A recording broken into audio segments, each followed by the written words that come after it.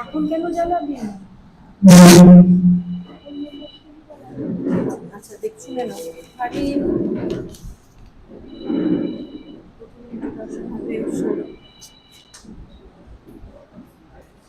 কালকে সিকোয়েন্স বলে দেন programme share করেছি যখন লাইভটা লঞ্চ হবে তখনই ওটা কাছে আসবে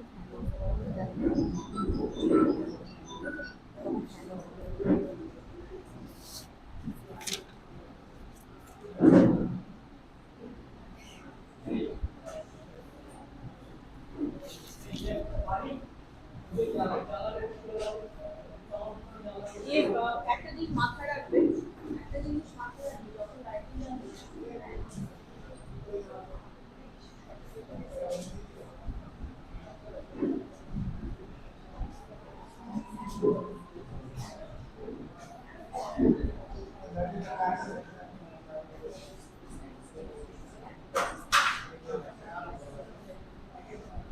এই যে এইগুলো সব আচ্ছা টেবিল ফ্যানটা এখানে চড়ে আটটা করে দিই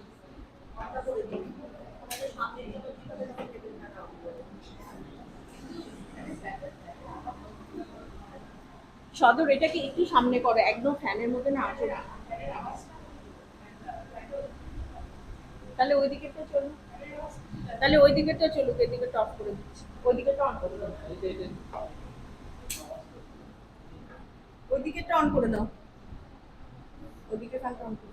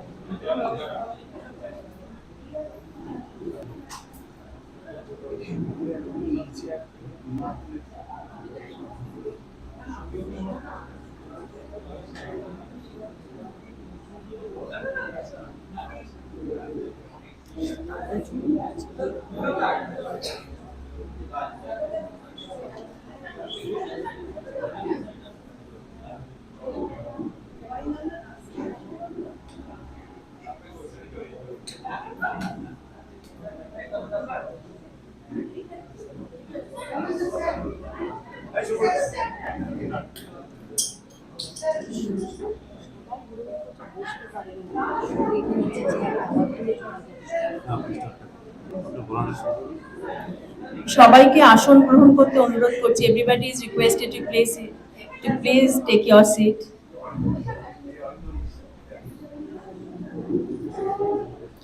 We are going to start our program within a short while from now, so everybody is requested to take their seats.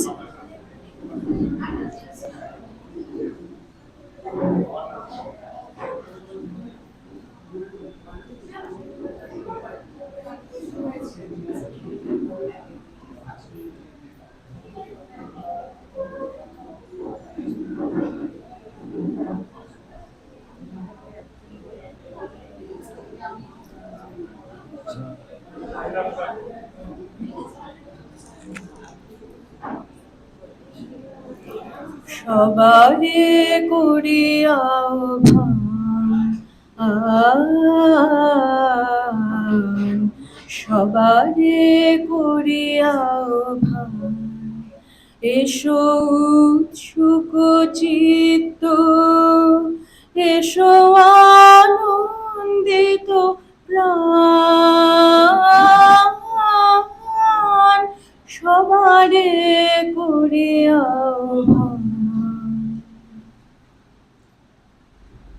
With this welcome note, we'd like to begin at this auspicious day. Wishing all a very happy good morning. Today we all are assembled here to participate in an Monday International Seminar on emerging trends in Indian education and culture. It is an amazing experience to have so many dignitaries among us. We have our Honorable Mayor, Siliguri Municipal Corporation, Sri Goutam Sir with us. Then we have our Chief Patron, President, our governing body, Susmita Bose Moitra ma'am with us. We have our thank you, Saurabh sir, for your wonderful chanting with these blessings. Let us proceed. Now, I would like to call upon the stage our respected dignitaries to take their seats on the dais. So, I am calling by names. Sri Goutam Dev sir, Honorable Mayor sir, please take your seats here. Our Chief Patron, Susmita Bose Moitra ma'am, please. Our Principal Sir, Dr. Bibhuti Bhusan Sarangi, sir, please. Professor Dr. Sanchari Mukherjee, ma'am, please.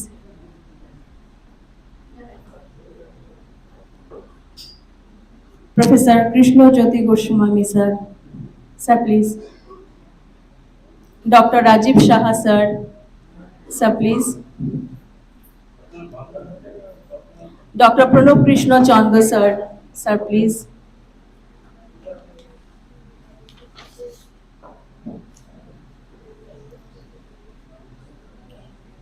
Now it's time for lighting the lamp with the holy light.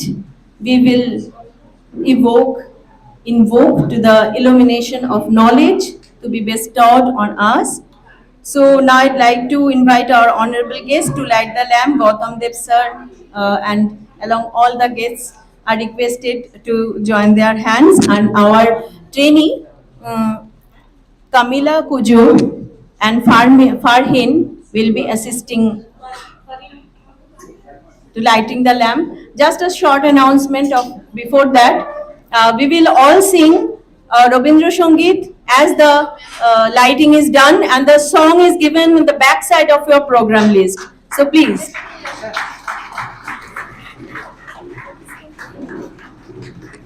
আগুনের পরশমণি ছোঁয়া প্রাণে, এ জীবন পূর্ণ করো, এ জীবন পূর্ণ করো, এ জীবন পূর্ণ করো, এ জীবন পূর্ণ করো, দহন দানি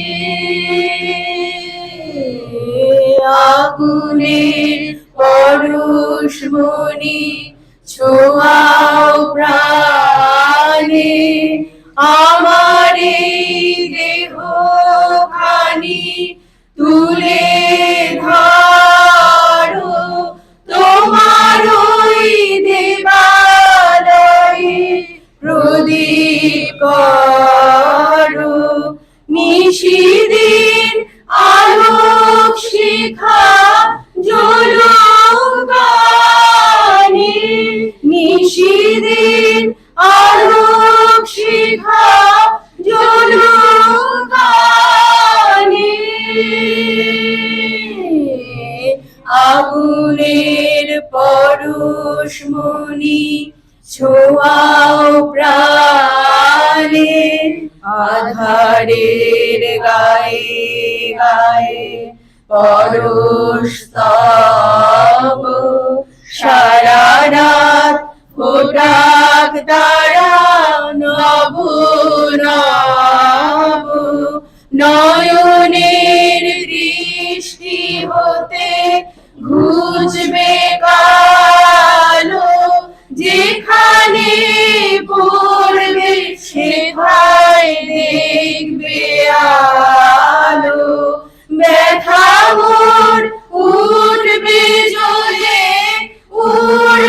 ঊর্ধ্বপানে, ব্যথা মোর উঠবে জ্বলে ঊর্ধ্বপানে, আগুনের পরশমণি ছোঁয়াও প্রাণে, এ জীবন পূর্ণ করো, এ জীবন পূর্ণ করো, এ জীবন পূর্ণ করো, এ জীবন পূর্ণ করো, দহনদানে,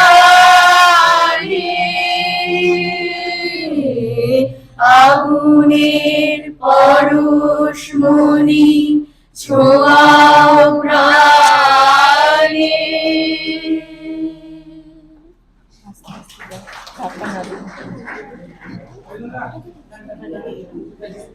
Thank you so much.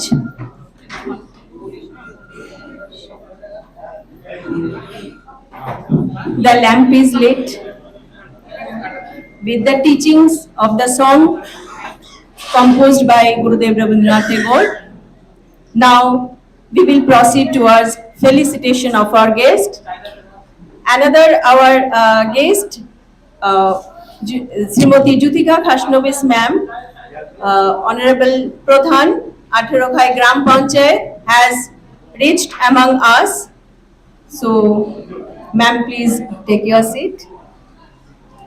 Now it's the time for felicitation of our guests. So, we will receive them with a token of honor. First, our trainees will offer them the khada, that is the ritual of the North Bengal. Yanki, Aditi, Sumi, Rajni, they are our trainees. First, Goutam Dev sir.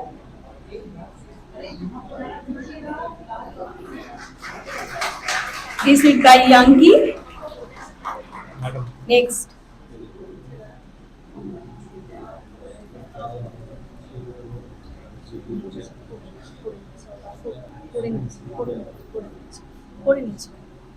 Next, Sumi will be receiving our Chief Patron ma'am, Susmita Bose Moitra ma'am. Sir, please have your seat. Our keynote speaker ma'am, Professor Sanchari Roy Mukherjee.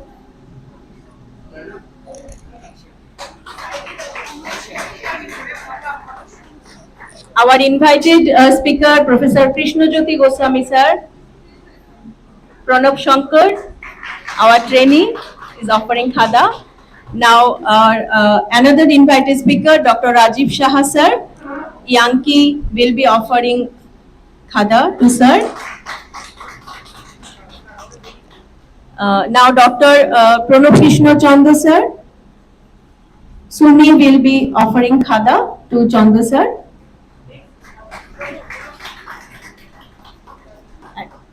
And Rajni will be offering khada to our principals, Honorable Principal Sir, Dr. Bibhuti Bhushan Sarangi Sir.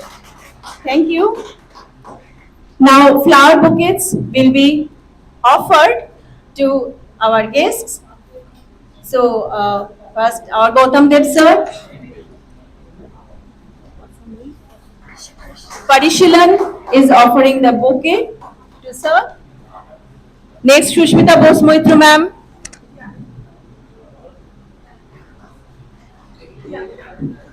Parishilan is giving. Now Sanchari Mukherjee ma'am.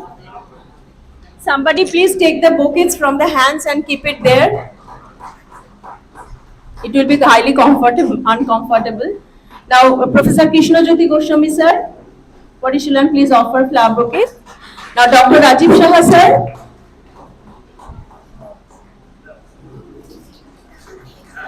Now Prof. Krishnajyoti sir. One. And our respected principal sir. Parishilan please. Oh, sorry. Thank you. Now, as a token of honor, we'll be offering mementos.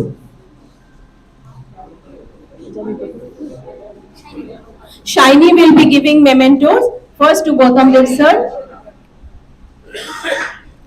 then to Susmita Bose Moitra ma'am.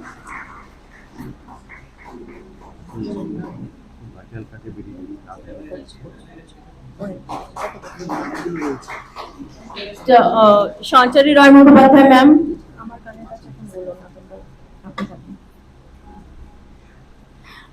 Somebody please take the bouquets and memento from ma'am's hand and please keep it there. It's highly uncomfortable to sit with all these things. I'm repeatedly saying. Now Professor Krishnajyoti Goswami sir. Dr. Rajib Saha sir. Farhin will be giving. Prof. Krishnajyoti sir.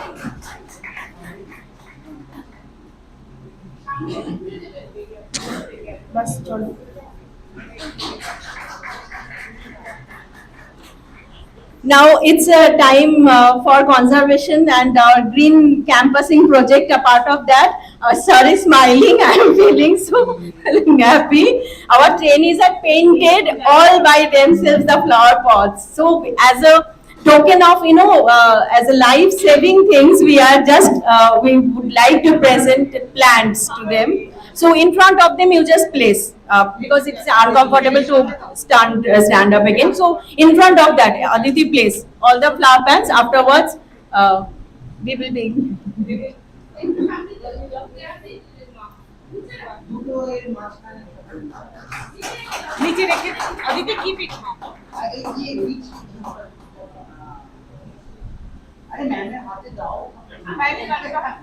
Let ma'am touch once and then you keep it. Okay, they are also getting confused. So, sir, you please, ma'am, you please touch the thing and they will. It's a work, hand painted work by our trainees. They have done it. Thank you, sir.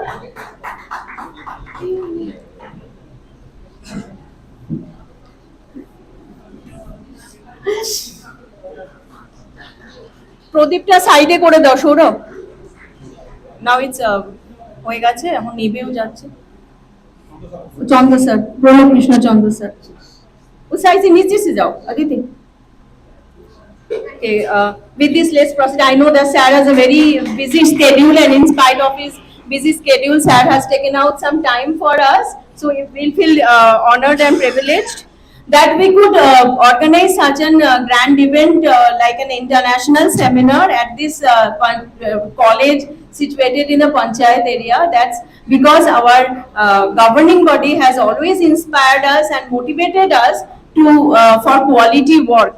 So now I'd like to invite our chief patron, president of governing body, Susmita Bose Moitra ma'am.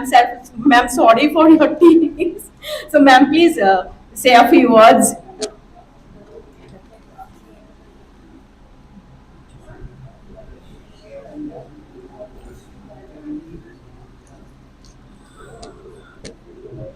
এখানে উপস্থিত আছেন আমাদের chief guest আজকের এই সেমিনারে শ্রী গৌতম দেব মহাশয়, যিনি আমাদের শিলিগুড়ি মিউনিসিপ্যাল কর্পোরেশনের মাননীয় মেয়র, তথা আজকে কিছুক্ষণ আগে আমরা এক শুভ সংবাদ পেয়েছি, যেখানে স্যারকে শিলিগুড়ি জলপাইগুড়ি উন্নয়ন দপ্তরের চেয়ারম্যান হিসেবে ঘোষণা করা হয়েছে। স্যারকে আমরা সবাই এই নতুন পথ চলার শুভেচ্ছা জানাই আমাদের B.Ed কলেজের গভর্নিং বডি এবং সমস্ত স্টুডেন্টদের তরফ থেকে।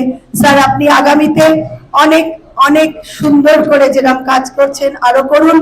আমরা আপনার সাথে আছি, আমরা আপনার পাশে আছি। আর আজকে স্যারের একটু ব্যস্ততা আছে, আমরা স্যারকে এখনই আপনাদের সামনে দু চার কথা বলার জন্য বলবো। তার আগে এই অনুষ্ঠানের সাকসেস আমি কামনা করি। এই অনুষ্ঠান সারা দিন ব্যাপী চলবে, বিভিন্ন বিভাগে এটা বিভক্ত হয়ে আছে স্টেপ বাই স্টেপ। এই অনুষ্ঠান সারা দিন ব্যাপী চলবে।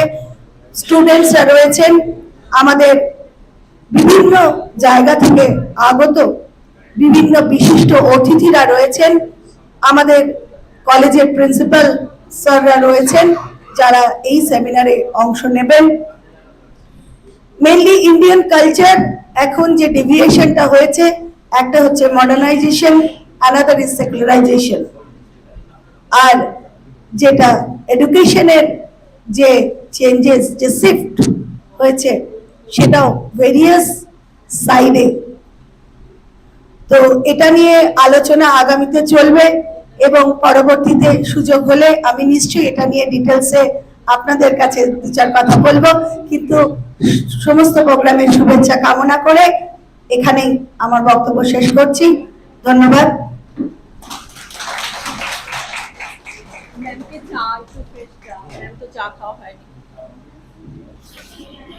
Thank you, ma'am, for your motivational words.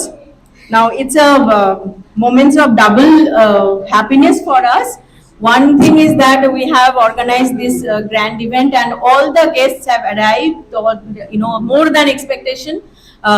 Our participants are here, and another one, ma'am has just announced this. Sir, once again, sir will handle the chair of the SJDA chairmanship, sir. So it's our congratulations and good wishes for you. So the name itself, the Sri Goutam Dev, the name itself speaks volume, so sir needs no introduction, but I feel myself privileged to introduce sir, as sir has a wide experience in his long political career, and apart from them, sir has very efficiently handled the Ministry of Department of North Bengal Development, the Ministry of Tourism. He has worked as in the capacity of Chairman SJDA, Chairman NBSTC. At present, he is working as the Mayor, Siliguri Municipal Corporation, again as the Chairman of SJDA. Now, he is a motivational figure for several educational institutions, creativity and development related work. Sir loves to sing Rabindra Sangeet. Sir, please, now we would like to hear from you, sir.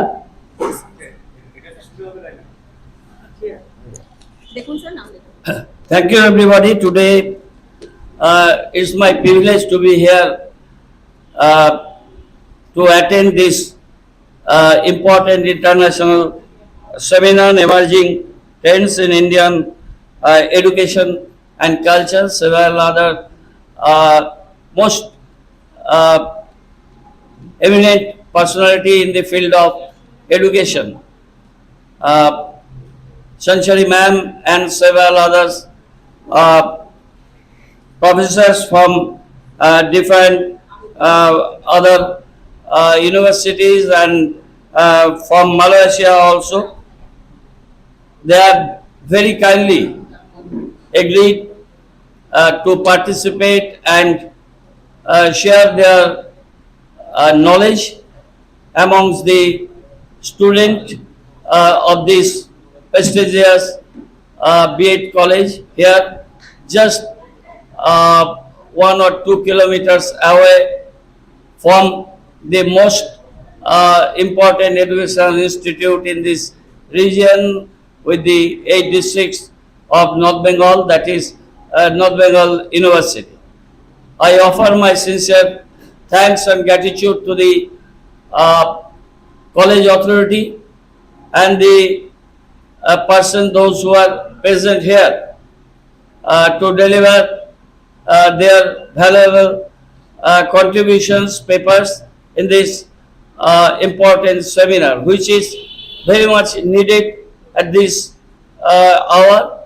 And the college, despite of several other difficulties, they have uh, very successfully arranging this kind of seminar. I wish all the success of this seminar, and I expect that in the days to come, the college authority will again arrange several other seminars, several others correlated activities, so that the students community as a whole, they will be greatly benefited out of that. Whenever I used to visit this college, every time I have heard this beautiful musical journey of this college authority, their faculty members, their students. They are singing Rabindra Sangeet and all other songs, which touched our mind. And today, Aguner Porosmoni. One time, I tried my level best in some casual manner to publish one musical album entitled Ejibon Purno Koro. Somito Chakrabarty contributed with 7 recitations, which was his last literary and cultural works, and after that, the great Somito Chakrabarty he was admitted in the nursing home, and he is now no more. So it touches me. Ejibon Purno Koro, Aguner Porosmoni, and I am now also trying to make another album, Purno Pokashiche. So today, if I could get the chance, I can also make contribution with the students and faculty members. Anyway, it touches me a lot, and this little plant, and I wish that this huge campus, though the field is, I don't know, I think it is the field of the field belongs to this institute. Some plantation trees may take place, and greeneries and is one of the important factors today, considering the world warming situation across the globe. With this, I wish all the success of this seminar and all success of this B.Ed college, and B.Ed college will march forward towards prosperity and towards advancement of learning. Thank you, everybody. Thanks a lot. Thank you so much, sir. We will love to listen to your album in very soon, near future. Sir will be leaving. Shora.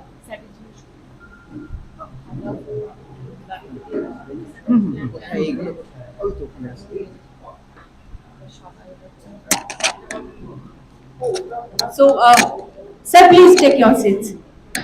Because Goutam sir has a very busy schedule, so we are we are very thankful to Goutam sir. He has taken out his precious time out of his busy schedule to spend with us. Now, Principal sir has given, so sir's speech is now. Okay, just a few minutes. Please bear with us because Principal sir has just out to see of the Mayor Sir as a part of our gesture, sir.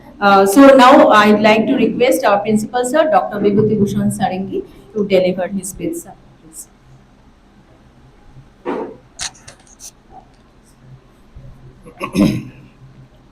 Namaskar.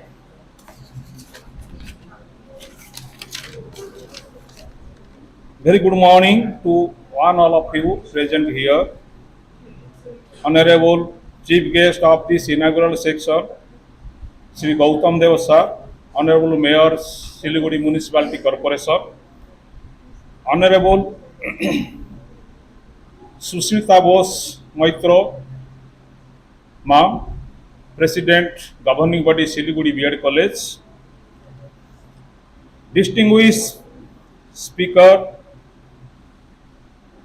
Professor Dr. Sanchari Mukherjee, Ma'am, Professor of Economics, University of North Bengal, respected Principal, former Principal Prof. Krishnajyoti Sir, is a former Principal and former Registrar of B.S.A.E.U. University. Honored invited speaker, Professor Dr. Krishnajyoti Goswami Sir, Professor, Lincoln University, Malaysia.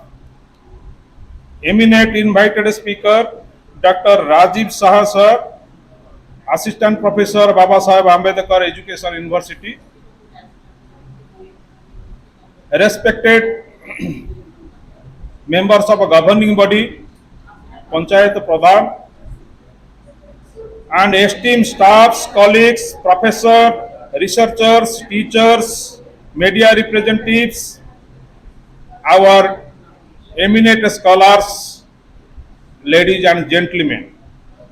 It is my proud privilege and honor for me to welcome you to the Day International Seminar theme entitled Emerging Trends in Indian Education and Culture, organized by IQAC Siliguri B.Ed College. I am very happy and grateful that so many distinguished scholars, teachers have come from both West Bengal and abroad to share their knowledge and experience and explore better way of educating our future leaders. We feel extremely honored by the presence of Honorable Mayor, Siliguri Municipality Corporation, Sri Goutam Sir, on his auspicious occasion as a chief guest. It is a matter of a great pleasure for all of us that he could find time to be with us in spite of his busy schedule. This shows his interest in academics and educational development pursuit.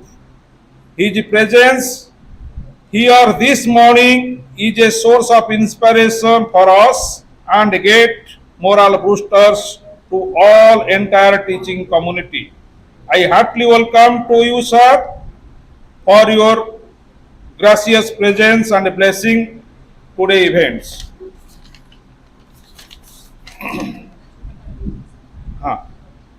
I take this opportunity to extend my warm welcome to our President GB Susmita Bose Moitra ma'am for her constant support and development. I also take this opportunity to welcome today invited speaker Professor Dr. Krishnajyoti Goswami, Professor of Lincoln University, Malaysia, Professor Sanchari Mukherjee, Professor, Department of Economics, University of North Bengal, Dr. Rajib Saha, Assistant Professor, B.S.A.E.U. Education University, who have given their constant as a speaker for today's seminar. Thank you, sir, madam, for your august presence and enlighten us. I welcome to our worthy ex-principal, Dr. Pranam Krishnachandra sir, who will preside keynote address for today's program. Thank you, sir. I also welcome Professor Devdulal Datta sir for his kind August presence to this seminar. I also welcome all faculty members, staffs, my dear colleagues, scholars, researchers, media representatives, and my dear B.Ed trainees of this college. Let's all work together to create welcoming and inclusive environment where all voices are heard and respected. Last but not least, my deepest gratitude goes to the advisory boards, organizing committee, and volunteers who have directly and indirectly supported the success of this seminar. I would like to remind you all that this seminar is not just about learning from the experts, but also about networking and building connections. We have the opportunity to meet and interact each others and professionals who share our interests and passions, and their connection to can be precious in your future career. I would like to thank all of you for being present here, and I hope that you will make a most of this opportunity to learn and grow. I wish a very productive seminar with exciting and encouraging discussions and exchanging knowledge. May God bless us all with good health and make the event successful and enjoyable. Thank you all.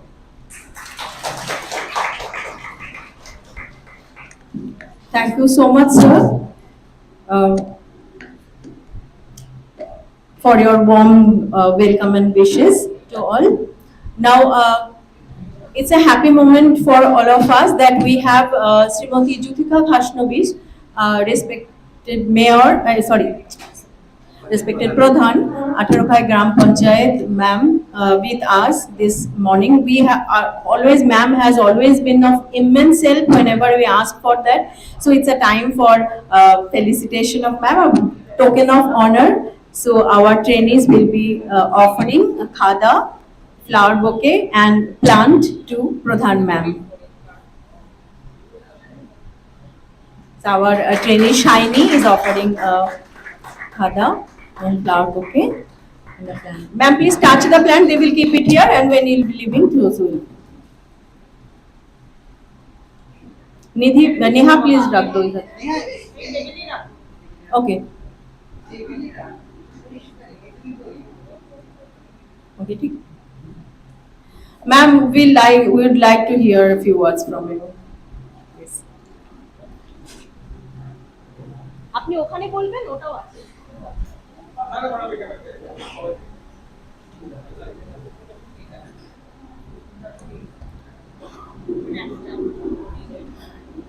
প্রথমেই সকলকে আজকে প্রথম আমার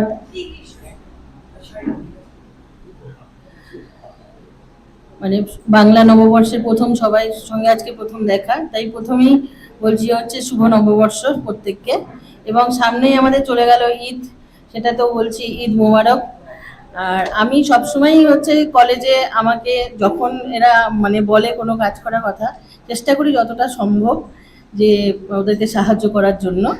তো আজকে যে international এই seminar পর্ব চলবে সারাদিন ধরে, এখানে এই কলেজ কর্তৃপক্ষ আমাকে ডেকেছে, তাতে সত্যি আমি খুব খুশি এবং আপ্লুত যে আজকে সেমিনার পর্বের এই প্রথম পর্বেই আমি আসতে পেরেছি। তো আজকে তো এটা কি চারিদিকে হাওয়া চলছে বন, তো সেগুলো তো হচ্ছে না। তো আমি সেই জন্য একটু তাড়াতাড়ি আজকে অফিসেও ঢুকে গেছি, অফিস থেকেই এখানে চলে এলাম। তো গৌতম দা আসার আগেই আসতে পারলাম না আর কি, একটু পরেই এসেছি। তো প্রথম শুরুটা দেখতে পারলাম না। আচ্ছা, ঠিক আছে। আজকের এই ইন্টারন্যাশনাল যে সেমিনার, যারা সবাই বাইরে থেকে এসেছে সেমিনারে অংশগ্রহণ করতে, তাদের প্রত্যেকের সাফল্য কামনা করছি। এবং আজকে যে সারাদিন ব্যাপী যে সেমিনার চলবে যাতে খুব ভালোভাবে চলে, তার সাফল্য কামনা করে শেষ করছি। সবাই ভালো থাকবেন, সুস্থ থাকবেন। নমস্কার। Thank you, madam, for your gracious presence and kind words for all of us. Now, we have also planned for one publication with the received articles. So that publication needs some place to happen. Before that, we had one compilation of our abstracts that we have received, and we want to get it opened or published by our honorable guests on the dais. So our trainees, you please come, and all professors are requested: Professor Krishnajyoti Goswami sir, Professor Sanchari Mukherjee sir, Dr. Rajib Saha sir, Dr. Prof. Krishnajyoti sir, Dr. Bibhuti Bhusan Sarangi sir.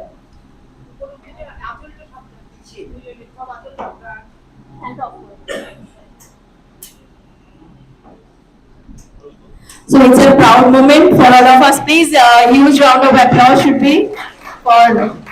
This is a really nice moment. Can is Shiny or anybody please come and help ma'am to unwrap this? Where is the scissor? Scissor is also kept there, no? Okay.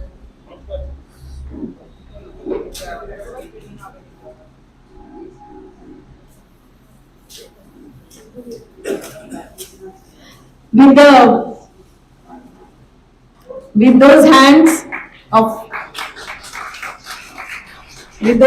the people from academics, let our abstract be accessible to all, and very soon we'll be publishing online so that you can have an access to that also.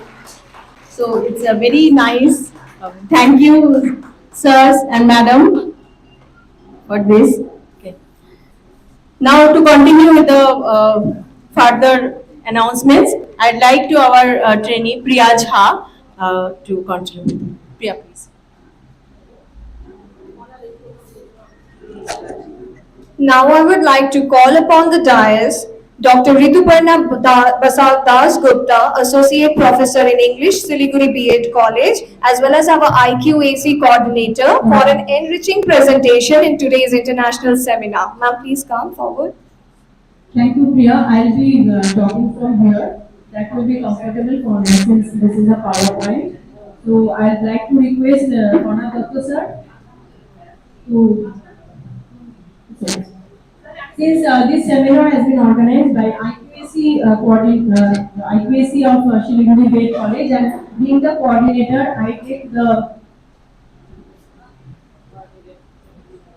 So the IQAC of Siliguri B.Ed College has organized this international seminar, and being the coordinator, I take this opportunity to just present before you some of our quality initiatives. This is a very short presentation. So first slide please. So first of all, those who have come for the first time to this college, this is a, where is the next slide?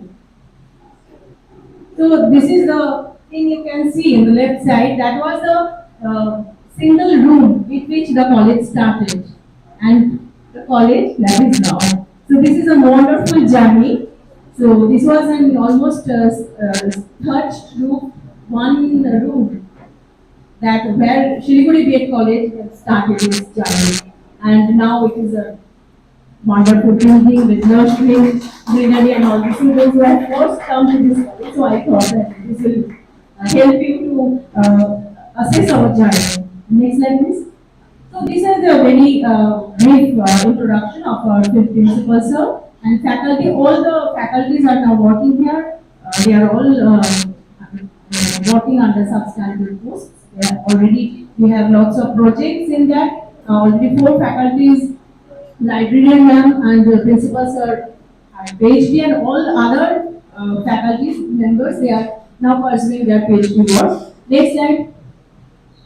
So how we cater to the diversifying needs, these are nothing new, maybe other institutions are also doing, but here this is a multicultural college we can see, because with its positional and locational speciality, we have the multilingual trainings with us where not only the standard languages, even the dialects are spoken, so that gets reflected from each of our program. we wish we could offer in front of you or present in front of you that glimpse of that cultural program, but afterwards we'll give you the YouTube link where all the programs are given.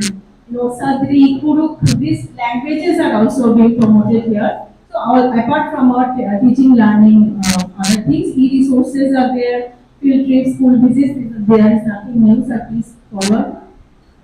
Innovations in teaching learning process, we have the projectors in almost all the classrooms, smart boards, virtual classroom, and full multimedia support here. In the Wi-Fi zone is there, and PPT presentation has become mandatory for the students also, not only the faculty is doing that, and we are providing mentorship also for their different research-oriented activities. Now, pre-pandemic activities, because the pandemic has changed everything. So prior to the pandemic, we used to have our programs offline. So these are some glimpses of our previously organized seminars, almost like this, in this normal situation. So we had lots of seminars. I don't want to go in detail with that. And our cultural programs, our Prof. Krishnajyoti sir is addressing in our maybe Ravindra Jayanti, their sports, collecting survey, their creativity, everything was there. And our offline internship program, this took place in various schools. Now there was a pause. So now there was a pause. There was a pandemic. So we preferred to have this approach: stop, think, and rework. Within 2 months, we totally converted ourselves to online, and after 2 months we organized webinars. And I'm very maybe Professor Krishnajyoti Goswami sir is here. You are also one invited speaker of our webinar. So not only that, we engaged our students, trainees also, how to conduct all the cultural programs even online. Because the mental health issues were there. These young people were sitting at home doing nothing, only the online classes. So they were engaged in doing all the cultural. So not even a single program was missed. So we did everything online. So we created a Google Classroom where when evaluations were there. Then we conducted one international webinar on gender issues. Afterwards, we had the book publication also. And maintaining all COVID protocol, we maintained and we participated in all the local people, of course. This was the attendance was not mandatory, but we, the nearby people, will come and maintaining proper COVID protocol, we did everything. Please. Now, some of the community extension activities. These are the data collection again, female health and hygiene, nearby areas. So that was an extensive data, and some of the papers are going to be presented today by our trainees. That will focus on this issue. Next one, sir. Now, this is a functional literacy drive program that also took place by our trainees, all the local areas, nearby areas. Sir, please. Now, this is a social awareness rally. Every year, the social awareness rallies were conducted on mostly gender sensitization, women education empowerment, and social issues. So we do that. Then some glimpses of observation of AIDS Awareness Day. Then the International Day for the people with disabilities. Then observation of Janjati Gaurav Divas, where we had the poster competition, the PowerPoint competitions by our trainees who projected this forgotten or unsung heroes and heroines. Then the special talks by special people, observation of International Day of People with Observation. You have seen the girl with the candle, Kamila. She has that, and Akshay, another student. So we made them to speak for themselves, how they overcome their journey, what was their journey. It's not that from our lens we try to assess their journey, we let them speak. So please. Then the plantation and green and now street play, road shows, these are organized every now and then as a part of social awareness program or environment day program or others. Then it is a proud moment for us. This is the first publication after pandemic. Pre-pandemic we had earlier publications. This these publications were based on that international web webinar. This book publication we had. Now, we talk about gender sensitization, gender gap index and all this, but we made it happen here because for the last few years, our female trainees, they are performing as the priest during the Saraswati Puja. So they are the Aditi, Tripti, they are performing, they are the priests now. So Madam is there, Saurabh sir, they have trained them, and Konat sir. So maybe I'm sorry if I'm missing out some of the names in hurry. Now the blood donation camp, we have organized it twice in collaboration with North Bengal Medical College. Our ex-president of governing body, Dr. Gullam Khan sir, who was very in favor of such kind of activities. So blood donation camps were organized. It was before the second wave of the pandemic. We had a break of 2-3 months. So we did that, and now in the new normal situation, we are again back in the offline mode. So this was a very short presentation. Of course, I may have missed some of the lows of the activities, but we just wanted to show, not to show, but to just have a glimpse of what kind of activities are done here to the participants who are first for coming to this college for the first time. Thank you all for your attention. Thank you so much, ma'am, for your words. Now, I would like to call upon Mr. Sadar Shaikh, Assistant Professor History, Siliguri B.Ed College, to kindly come up on the stage and introduce the theme of today's seminar. Sir, please.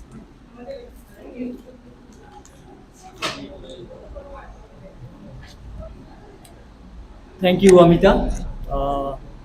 Respected all the dignitaries on dais and participant. I just briefly introduce the today's sub-theme of this seminar. The main theme of this seminar is the emerging trends in Indian education and culture. So we divided the main sub-theme, the 5. The first one is the recent trends in educational research, policy and development. So basically the first theme is emphasizes on, if we think 5 years ago or 10 years ago or 20 years ago, we are not familiar with education as a subject or core subject, but nowadays this is a very popular subject. Why?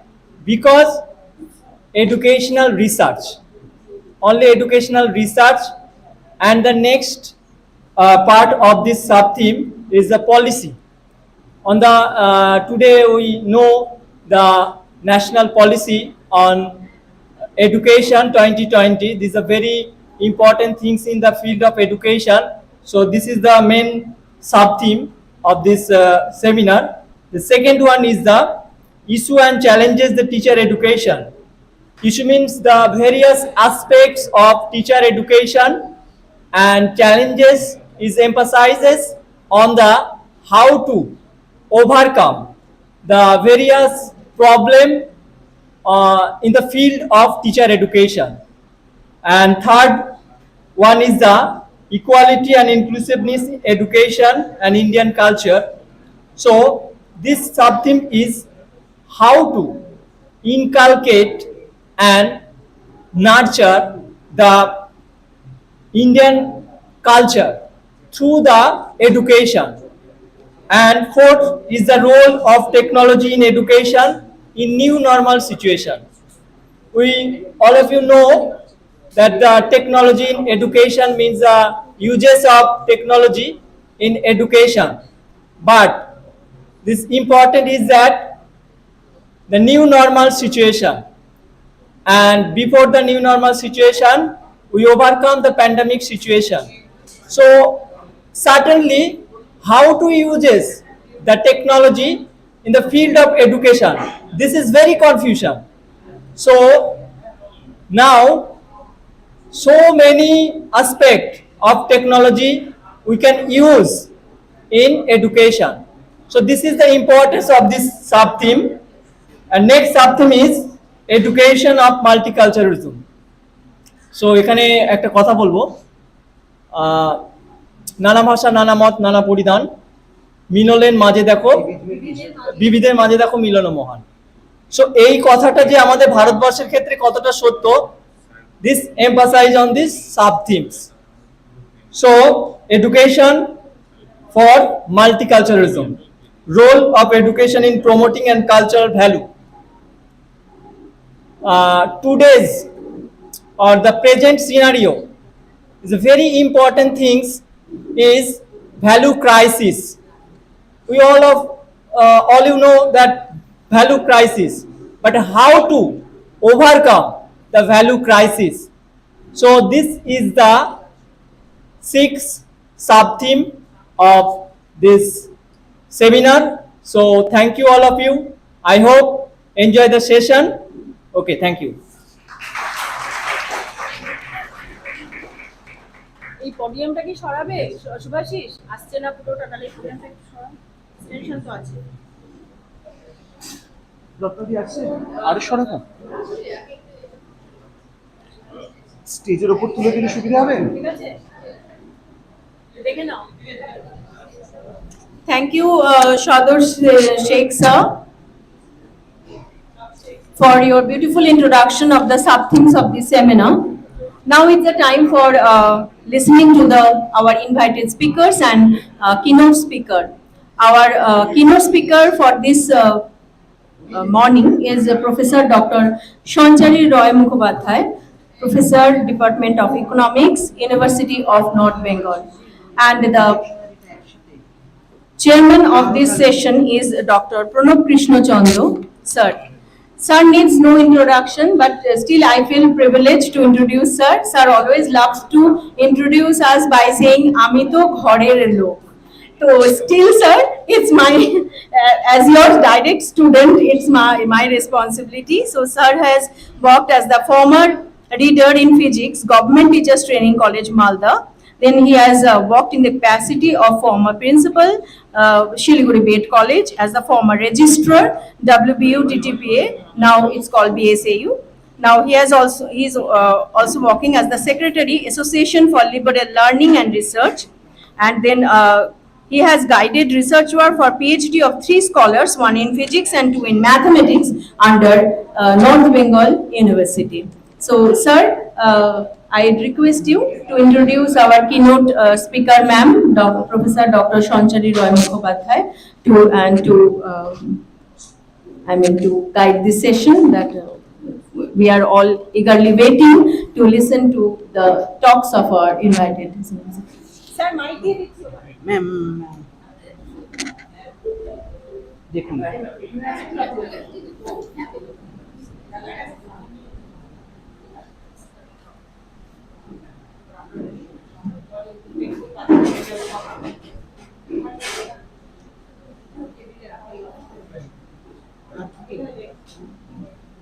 Madam আসছেন sir.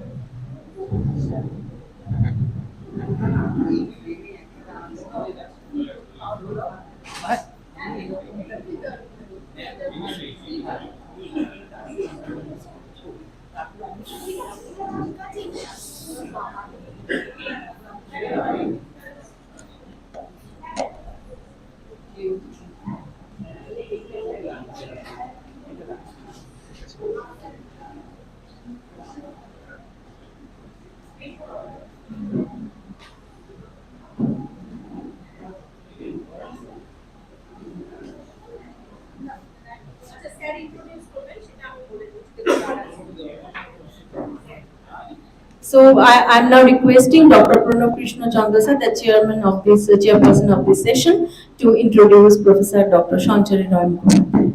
Sir, please.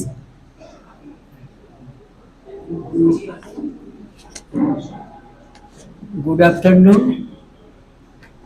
Thanks to the organizers for giving me this opportunity.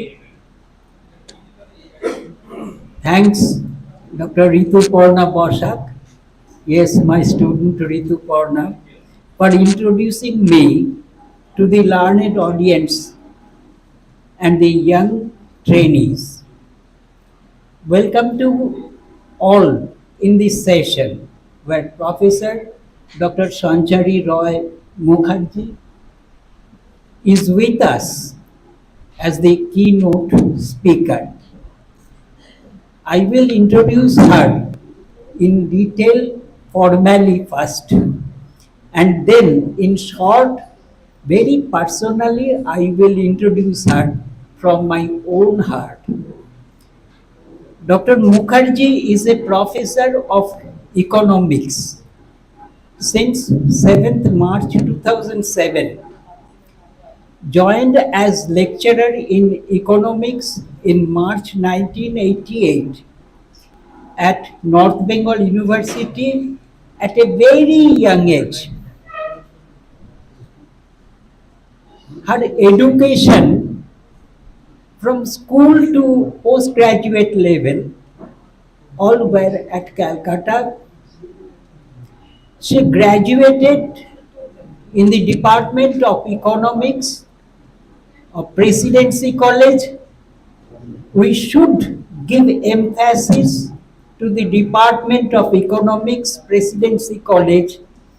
It is famous not only for Nobel laureates, it is famous for the governors of the Reserve Bank of India and many other eminent persons round the globe. After that, she did post-graduation from University of Calcutta. She did PhD in economics, North Bengal University, under the guidance of Professor J. Sankrityayan and late Professor Biplab Dasgupta, Director, Center for Urban Economic Studies, University of Calcutta. Both of these two personalities are well known to the learned community, and at the same time, I repeat, they are well known to common people, especially of North Bengal. At this point, I should mention that the background already you have known. Had Professor Mukherjee wanted to go back to Kolkata and establish herself in the schools of economics, she could very easily get those positions. But possibly she fell in love of the people of North Bengal. She didn't return back. Still she is continuing with North Bengal, people of North Bengal. She supervised research scholars from the website. I see it is 18, it must be at present much more than that. And plenty of MPhil dissertations she has completed. All of those are having standard of PhD work. Her research publications in national and international reputed journals are more than 60. At present, it must be many more.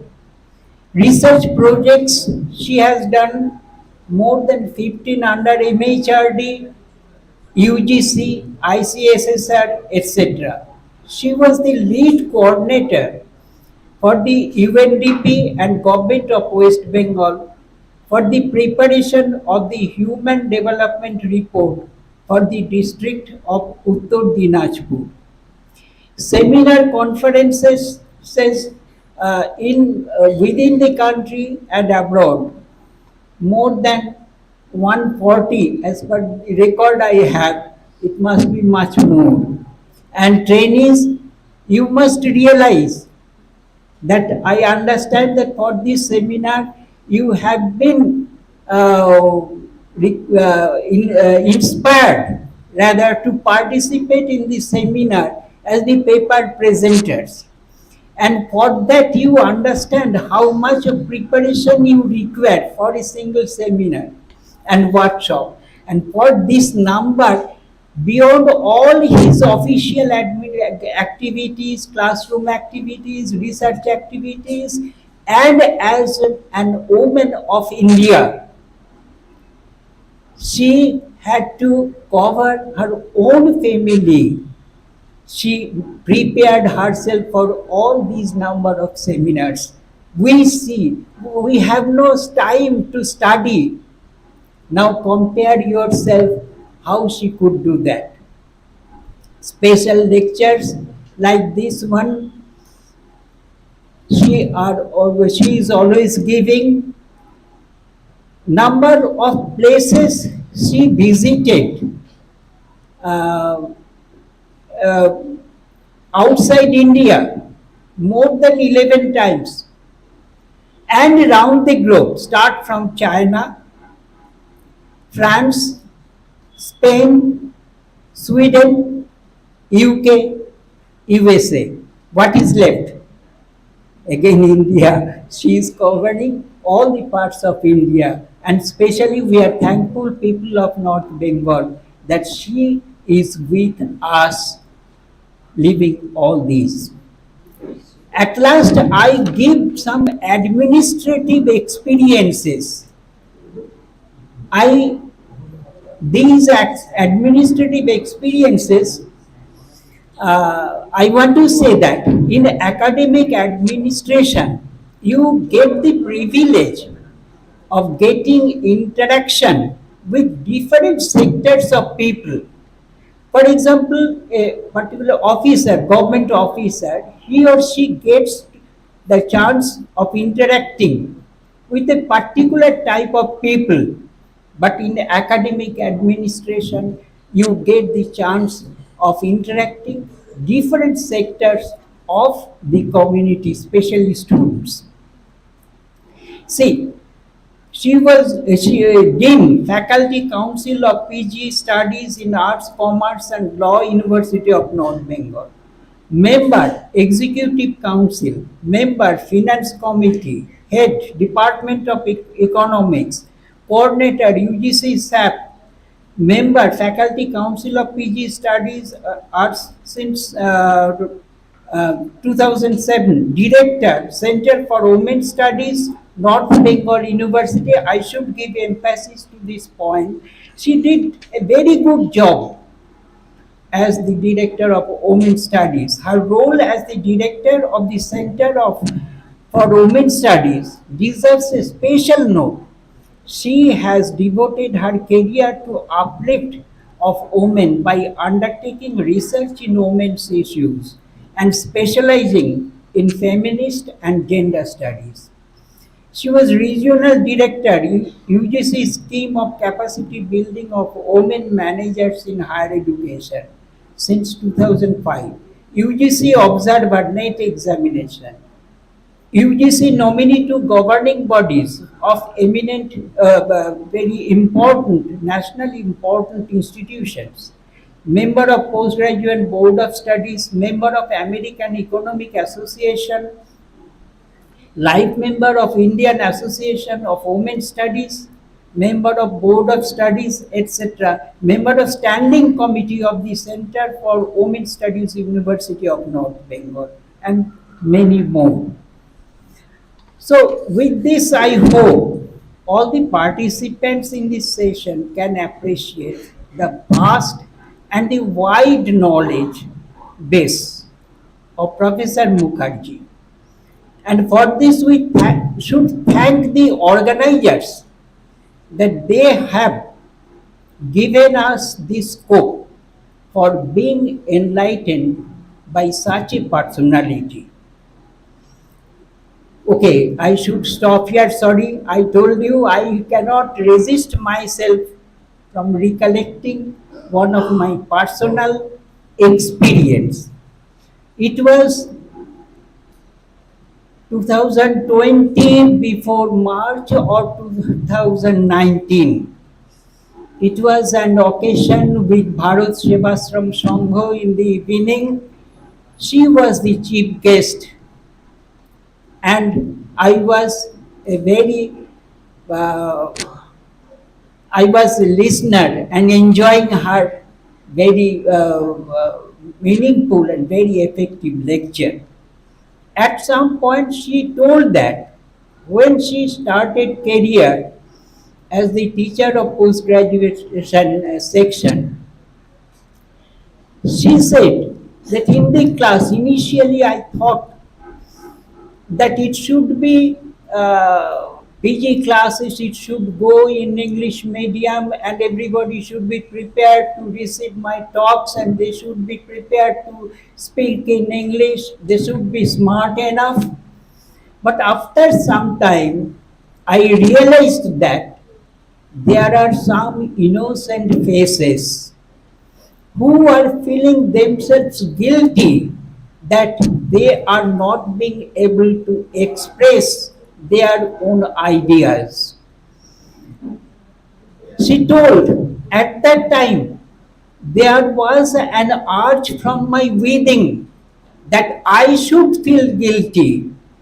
I could not come down to their level. I could not make them comfortable. I could not make that environment in which they could express their heart. I started doing that. In one phrase, as every man in Bengal, in India, many times in the world, we commit to Tagore. I say, যে আছে মাটির কাছাকাছি. She is a personality who is with the people. Yes, I will stop now. I will request Dr. Mukherjee, please start your deliberation and enlighten us. Madam, please.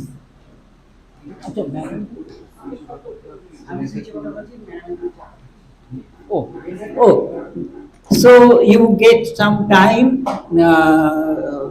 for some technical activities. We are getting some time, so after that she will start. Okay.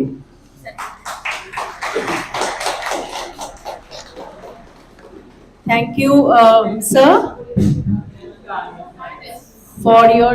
Oh, thank God, power cut is over. So, thank you, sir.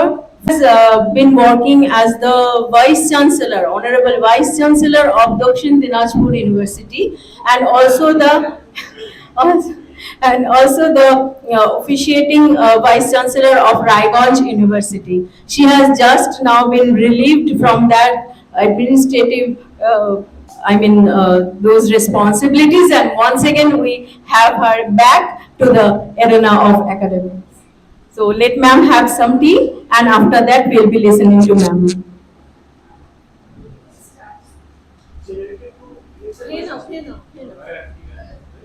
It's a matter of 2 minutes.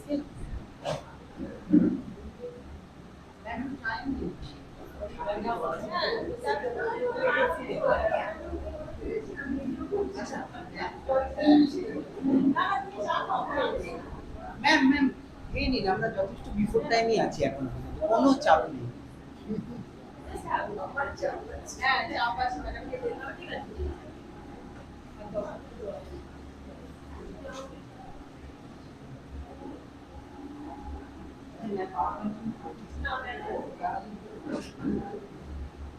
আপনি এদিকে আসুন, আমার পেছনে পড়ে যাচ্ছে।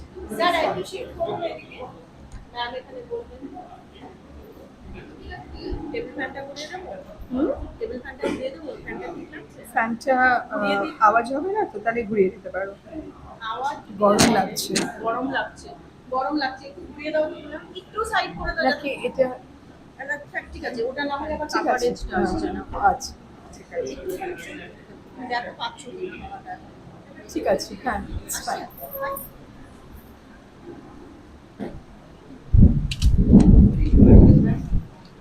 বেশি হয়ে যাচ্ছে এবার। ঠিক আছে, ঠিক আছে, ঠিক আছে, it's okay.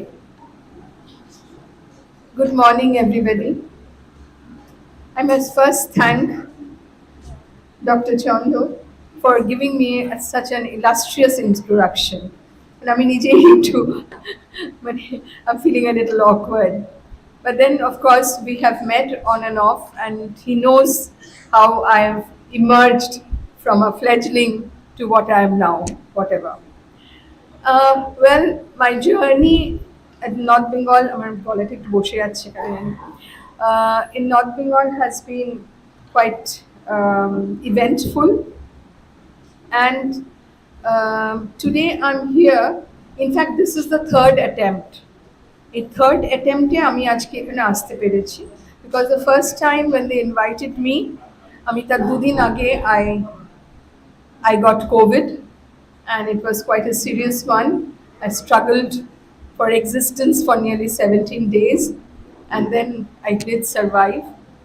The next time, I was already the Vice-Chancellor, and a meeting with the higher education came up, and I had to abandon this program. So finally, when I'm a little free, this time Rituparna really caught on to me, and I said, okay, I'll have to stick to this, whatever comes, okay. So I'm here today. I'm really thankful to the college, the organizers, the principal, Dr. Sarangi, for organizing this seminar, Emerging Trends in Indian Education and Culture, which is extremely topical. However, when I was going through the sub-themes and the introductory part, which was given by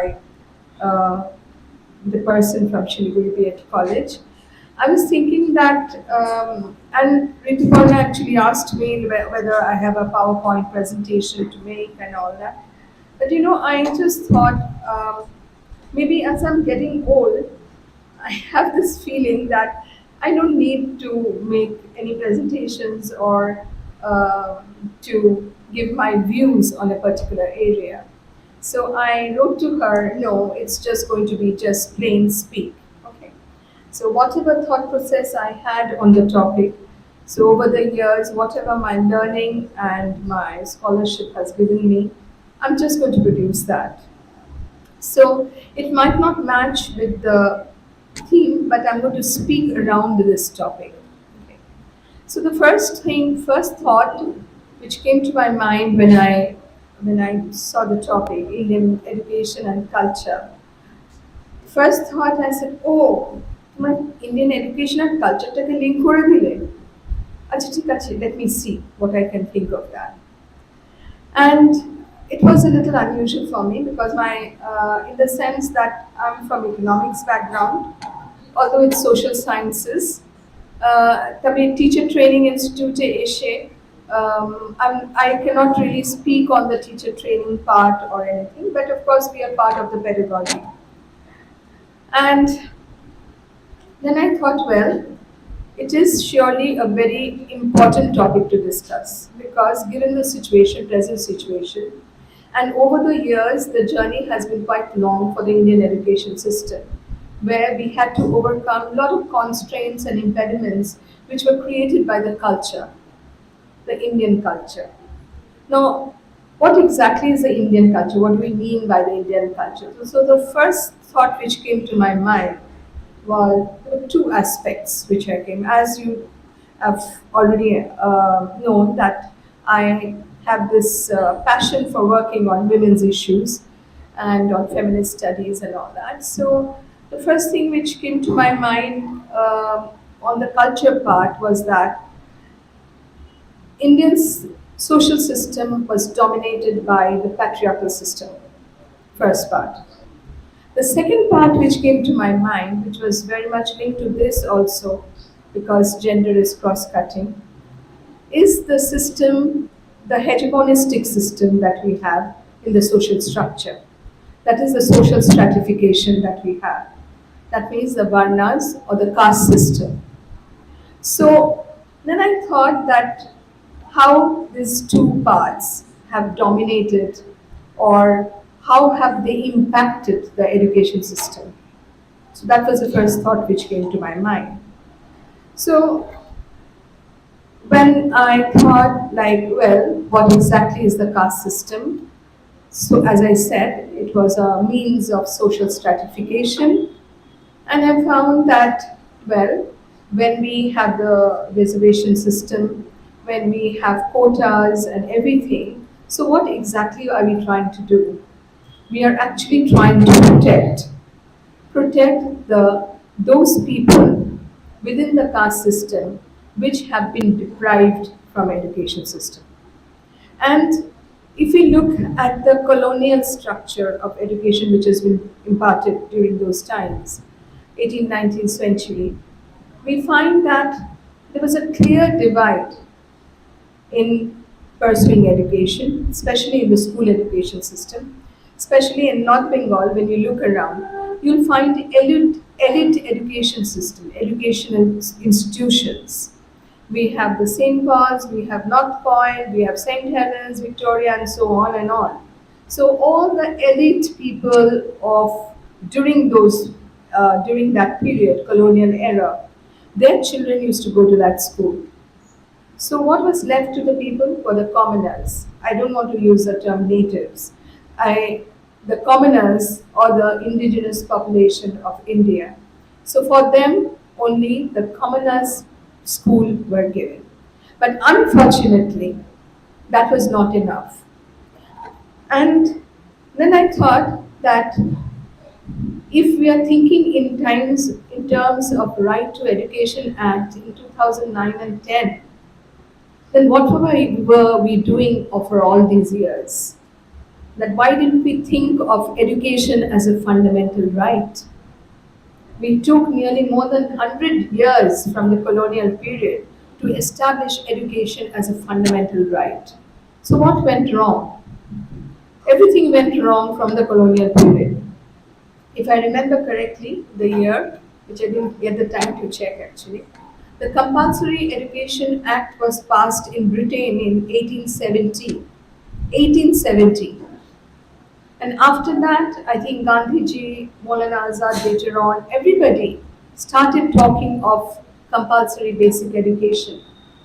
And Gandhiji himself started the Sabarmati Ashram, where he wanted the national education system to come up as a common education system. But unfortunately, the British imperial policy was that you cannot provide schools for all the children that was there because it was not cost effective. We could not expend so much of money to build schools for providing basic education. And therefore, in 1947, when we emerged as a free and independent nation, the education or the literacy rate was hardly 20% in India. So this was the status of education when we started our journey as an independent nation. So from 1947 till 2010, it was a long journey. And if you take it from 1870, where compulsory basic education was promulgated in Britain, if we had started by then I suppose education would have been a fundamental right by the time we reached our independence. But it took us 100 years because of the same, even though the Kothari Commission, the National Committee for Education in 1986, and later on, even the World Conference on Education for all of them, all these conferences together said that education is a birthright. Education is a right for each and every citizen of the country. If a child is born, the child has to be educated, at least receive basic education, which was later on. In fact, we owe this to Dr. B.R. Ambedkar, who changed it from 6 to 14 years, and therefore not only basic education but elementary education became a fundamental right. Anyway, the journey was long, but better late than never. So this was the clear divide which we had, the elite education and the normal education, which was given by the public, from the public funding or the state funding, which was provided. Now, this is before the liberalization or the globalization part. Now, what exactly, then I thought that, okay, what exactly is the education that we are thinking in terms of? Like, why do we keep saying that in economics we use the term merit good, you know, that the education and health are two merit goods. They're so meritorious in its application that it requires state funding. So education is that, it's so important that every citizen has the right to demand education from the state, and the state needs to provide it. So this was the basic logic with which we started. But population was large, and there were many, I mean, more than 80% of the population lived in the villages then. So it was very difficult to bring all the population into the folds of literacy, of education. Now, what we find is that, sorry, I'll just digress a bit. What are the basic roles that education can play in our lives? I'll just borrow the words from Amartya Sen, and the Nobel laureate. I think he was a pioneer in when he brought out the Human Development Report, which had the three pillars: the education, health, and the income earning opportunities. These are the three indicators which actually give you the ranking of human development. So, based on his propositions, now education has an intrinsic value. Intrinsic value means if you are educated enough, you feel confident.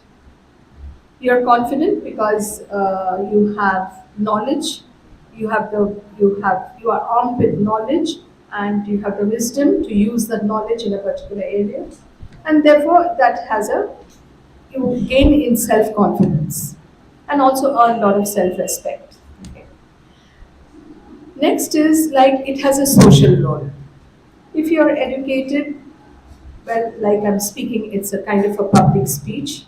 I'm educated enough to come and stand here and give us public speech. So are all of you.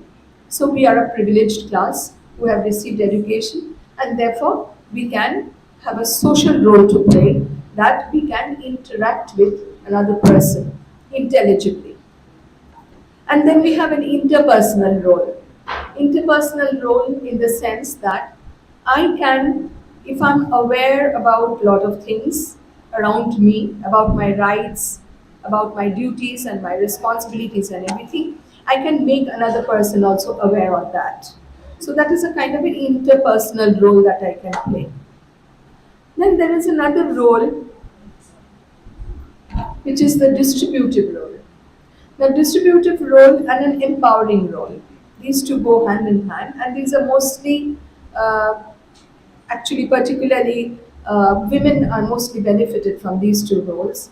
And distributive roles means, like, you provide distributive justice, like whatever resources the economy has, and because there are unequal allocation of resources across the section of the population, and it actually reveals how each population section are dominant enough to access those resources.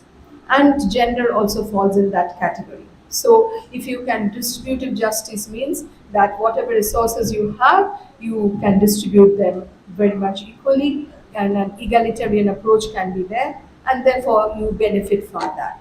And of course, if you are educated enough, you feel empowered. Empowered to have decision making, you to have an autonomy in decision making, and you can decide for your life, you can decide how to spend your money, you can decide what to do, what the children's education and health should be, and so on and on. And even you can decide your own profession or your career aspirations. Now, having said these things, the next thing I would like to think about is, how far are these fulfilled by the citizens of the country?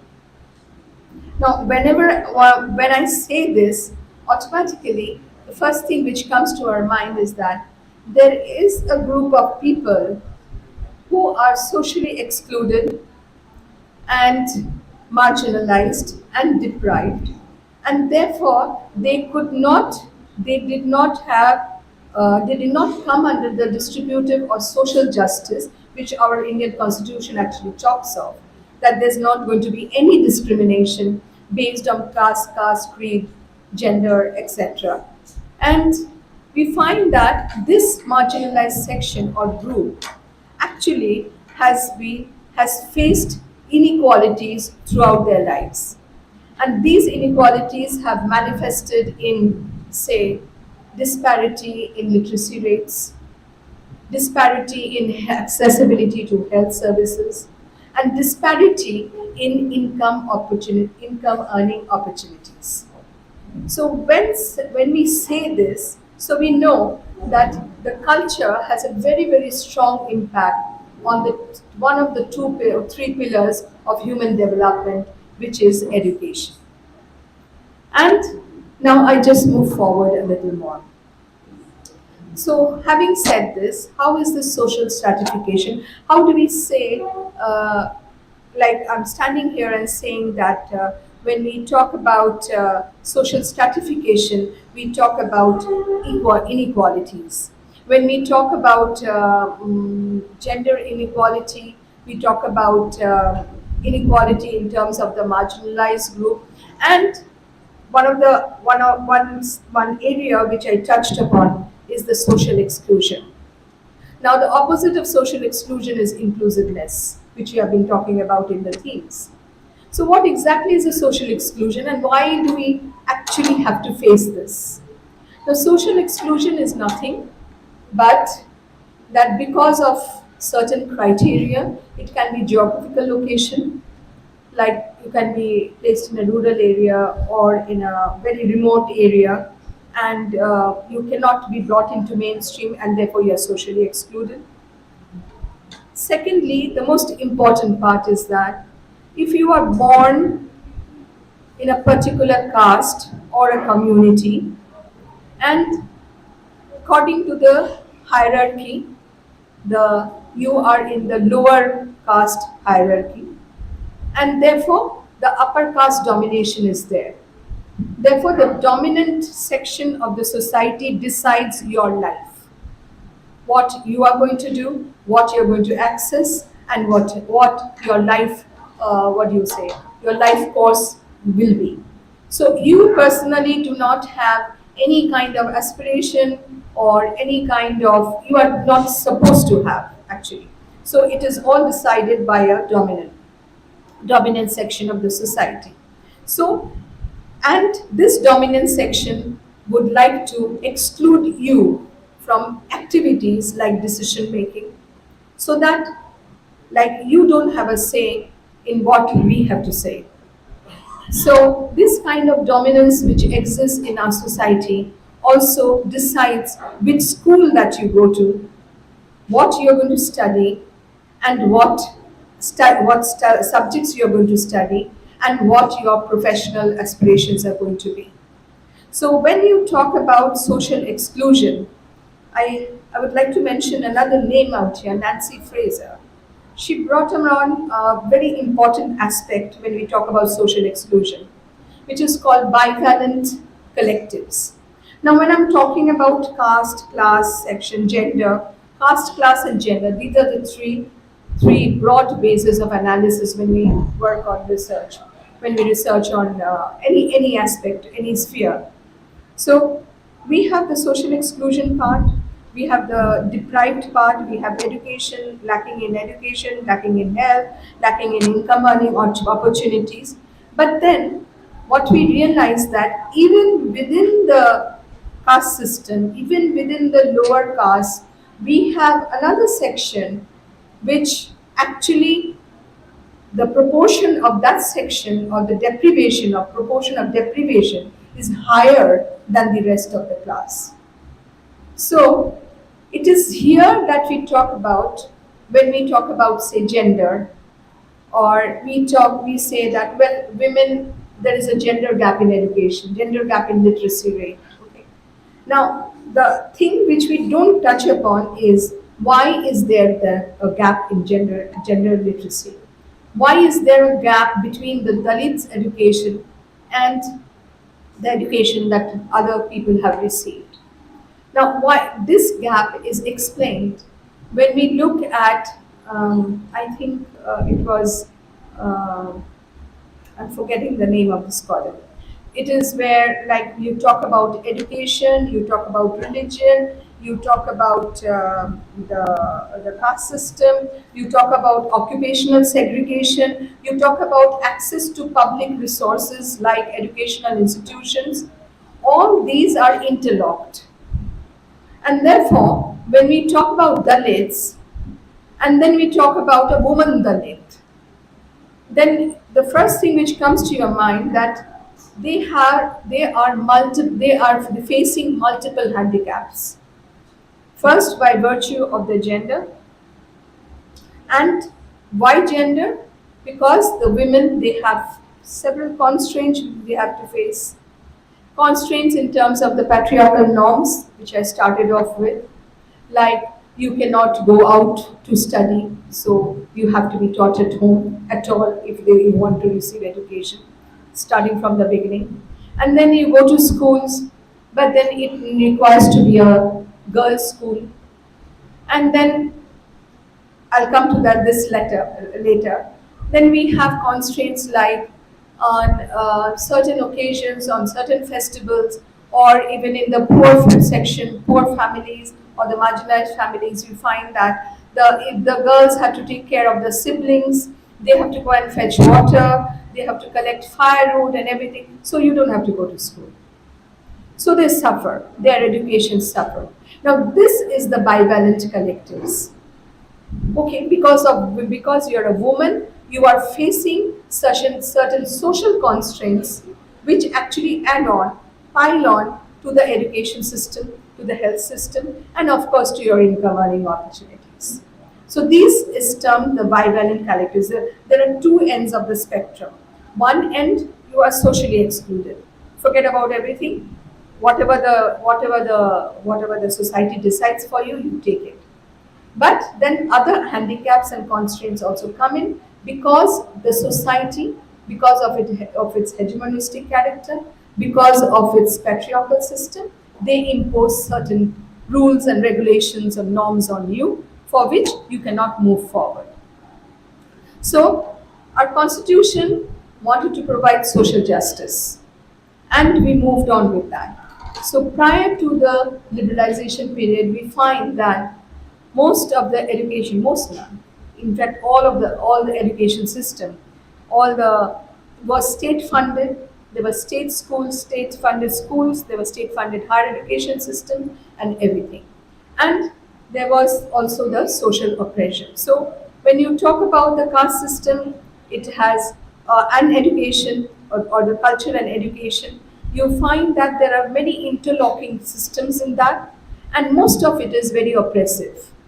And therefore, it is very, very difficult, and that is why actually the affirmative action from the state comes up. Affirmative action means some kind of positive interventions are taken in order to increase the participation. Participation because we found statistics show that, I'm not going into statistics, but statistics show that the Dalits or the marginalized or the deprived and women being the cross-cutting issue, women Dalit, women marginalized, women deprived section, everybody, we find that their numbers reflect that they have been very, very underrepresented, under-participation. There is under-participation, under-representation, and under-achievement. If you look at the top levels or the top levels of the corporate sector, top levels of the government sector and everywhere, you'll find very, very few people from this marginalized group who have reached there. So, in order to do away with all these things, some affirmative action has been taken, and that is why we talk about quotas and reservations and special hostels and everything for them. And even then we still face this kind of discrimination, where the Constitution tells Article 15, 21, 29, all tells us that there cannot be any kind of discrimination, especially in terms of opportunities created by the nation for us, for all the citizens. Now, I will just dwell a little more on the women's part. Now, if you look at the education system, and it is quite evident also, and these subjects are mostly arts and humanities, or maximum in the social sciences. Okay, and it was almost that the male domination was there in the science subjects. It was a male prerogative. Very few women scientists actually emerged. Now, why was that? Was it because the boys took up science because they wanted to take up science, because they had the ability, their parents pushed them into it? Oh, no, because there was a tendency by the society to stereotype the gender roles. First is, why should we women be going for higher studies? Elementary education is enough. Maximum secondary education. Why? Because it was a society which tells us that you don't need to make any investment for women's education. Because women তো বড় হয়ে যাচ্ছে, মেয়েটা তো পরের ঘরে চলে যাচ্ছে, শুধু আমার পড়িয়ে লাভটা নেই। It's an investment with no returns, only more investment. But in case of the male child, so social discrimination started from home. So why? The boys were going to be educated if the parents felt or could afford that kind of an education. And why? Because this investment will fetch you returns. A male child is an insurance policy for you, because the male child is expected to look after the parents, take up a job and everything. So there was a clear demarcation. Science পড়ে কি হবে? আরে মোটামুটি একটা arts পড়ো, একটা graduate হও, it's more than enough. Okay, arts and humanities এর মধ্যেও আবার demarcation আছে, and একটা social science, but economics একটু elite. Okay. Now, I'm not saying my parents pushed me into it. I chose the subject, but then age choice or preference, it was absolutely constrained and constricted. It was the society which decided which subjects are going to be feminine subjects, which subjects are going to be masculine subjects. And this is how the education system actually flourished till 1991. And within the science subjects also, it was found that physics and mathematics were the elite ones, because they were the toughest. And therefore, women দের তো ওখানে থাকার কথাই না. And another aspect which is very much debatable, and feminist critics have taken it up, is that science is a good subject. Taking up science is good, and therefore only the good students, which are the males actually, can take that up, which is extremely debatable because we have equal qualities to access all the subjects. Okay. But then once when this was felt, that very few women were taking up mathematics, physics, chemistry, biology. Again, as I said, physics, mathematics being elite, maximum হয়তো botany-তে যাচ্ছে বা biology-তে যাচ্ছে, এরকম করছে. So it was felt the need of the hour was that from class 1 to class 10, science will be introduced, so that both boys and girls have to study science and arts, and that is one of the reasons why the girl students finally could make a foray into the science subjects. Post 1991, there was a sea change, especially in the government's understanding of education. That now we have to open up. So open up means not only the economy is going to open up, but all sectors of the economy, including education. Therefore, foreign institutions were coming in, and private institutions, especially in the higher education system. Now we see in the school education system also. And therefore, higher education stopped to be a merit good. It was no longer a merit good. Till school education, it was considered to be a merit good because state funding was there for all. Whoever wanted to avail it could avail it. But side by side, we also had private institutions.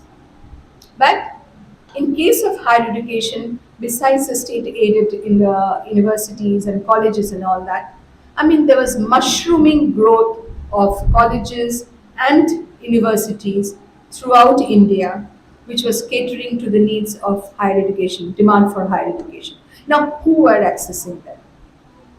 Was it a Dalit student? Was it a student from the minority? Was it a student from, say, a remote village in Dakshin Dinajpur or Uttar Dinajpur? No. So here comes the question of affordability. Right to Education Act says that every student, every citizen must be, they must have accessibility, affordability, and there has to be equitability. But then accessibility, even though it is there, but where is the affordability part, criteria? Now, who couldn't afford? Here was a clear divide. So education became a non-merit good, and therefore only here again the rural-urban divide was very stark. The urban population, even the girl child, single girl child, two children, whatever, the male child or the female child, not much distinction was made now if the parents could afford that kind of education. But there was a difference. There was a difference that, well, the girl could express their choice or the preference, but it was not related to career options. My parents can afford it, so I've studied it. Okay. Now, it sounds very odd, I don't like to say it, but point is that the marriage market options actually are elevated. Okay. I am MSc in bioinformatics. Okay. Now you have to look for a groom which is at least more than that or equivalent. Okay. So what is happening? For the career option part, it was left to the males. The males then found that after, when the liberalization or the globalization took place, within the science subjects, within the art subjects also there was diversification. So there was a move away from the traditional subjects to non-traditional subjects or professional courses, which was provided, which the private sector came up very fast to cater to this demand. Because there was a change in the structure, occupational structure or professional structure within the country. It was no longer that engineer হতে হবে, doctor হতে হবে, তা না হলে বিয়ে দেওয়া যাবে না, এরকম একটা ব্যাপার। মেয়ের বিয়ে দিতে হবে, ইঞ্জিনিয়ার ডাক্তার হলে তো সে কিছুই নয়। It's not that. Now a chef in a 5-star is equivalent to almost an engineer. Now who is the chef? It is a guy. It is a male child. So even if when we talk about the feminine courses and everything, we find women are flocking into media, to fashion designing, nursing was always there, and teaching, especially primary teaching, because they feel that the children will be more comfortable with the women. Okay. Now all these things have been socially ingrained in us. It's very difficult for us to move away, because if we have imbibed so much of the socialization part of education, it's very difficult to move away from that. So even with globalization, we find that there is a stratification within the education system. Who is going to have a professional education? Who is going to have a non-professional education? And in most cases, we find women flocking into the general subjects or the humanities, and even now, not because of the social stratification, but because the affordability question has now come up very, very strongly. Because as you are aware, I mean, if you go a little deeper, that most of the standard state-funded institutions, there is a reservation system. We follow the quota system that is there. So total 26% goes to the SCs, ST, and OBCs and OBCA and everything. But then what about the private institutions? Now who is there to monitor this? Are they monitoring? Are they being monitored? Are they maintaining the quota system or the reservation system which is standard for any kind of other institution, public funded institution? No. There is nobody to monitor this. And therefore, in most this rural-urban divide or this affordability question comes up where we find that still that social stratification or the marginalized section of the society cannot really progress the main objective of providing education that is going to work as a social agent. And so it is a catalyst for change. And there is going to be social upward mobility. That was the basic objective of providing free education to all. That also failed. So when we talk about emerging trends in Indian education and culture, yes, the trends is that we have opened up. There are a lot more subjects which have come up. Even within the science subjects, the elite science subjects are biotechnology, microbiology, bioinformatics, and everything. Even within medicine, I'm sure there are going to be there are areas like genome culture and all this stuff which are coming up. And we are now looking into areas. Of course, we have to move forward. But then the question remains whether a country like India can move forward, can afford to open up in such a manner that a certain section of the society will always remain a deprived section of the society in terms of education. And therefore, they are going to be trained in the traditional areas. There's no harm in that as long as you can progress from there. But that progression never occurs. And it is true for any woman, it is true for any of the marginalized section of the society. So how do you progress from here? And this is where the teacher's education actually comes up. I don't know much about teacher's education, but what I really feel that this kind of teacher's education where it is more practical oriented, I think that is much more helpful. You're talking about conducting surveys and all that. So I think that gives a boost to the trainees that, well, what is the social or the ground reality that we are facing? And therefore, more number of teachers will be they'll be willing to go to the rural areas, they'll be willing to go and teach in those public funded schools and not in the private ones, so that they can they can provide a boost to those section of the society which are already marginalized. And at the same time, I think the courses that are being taught, someone mentioned about multiculturalism. Yes, when we talk about culture, when we talk about value education, when we talk about environmental education that we are talking about, all these things needs to be started right from the school, from a very, very young age. And that is why now young girls like Malala can talk about environment. So once you imbibe these kind of things I'll just share one of my experiences in Raiganj University, and I'll end with that. Raiganj University came up. I was given the additional charge there, which was quite, headache for me. Not headache in the sense, but it was a lot of pressure on me.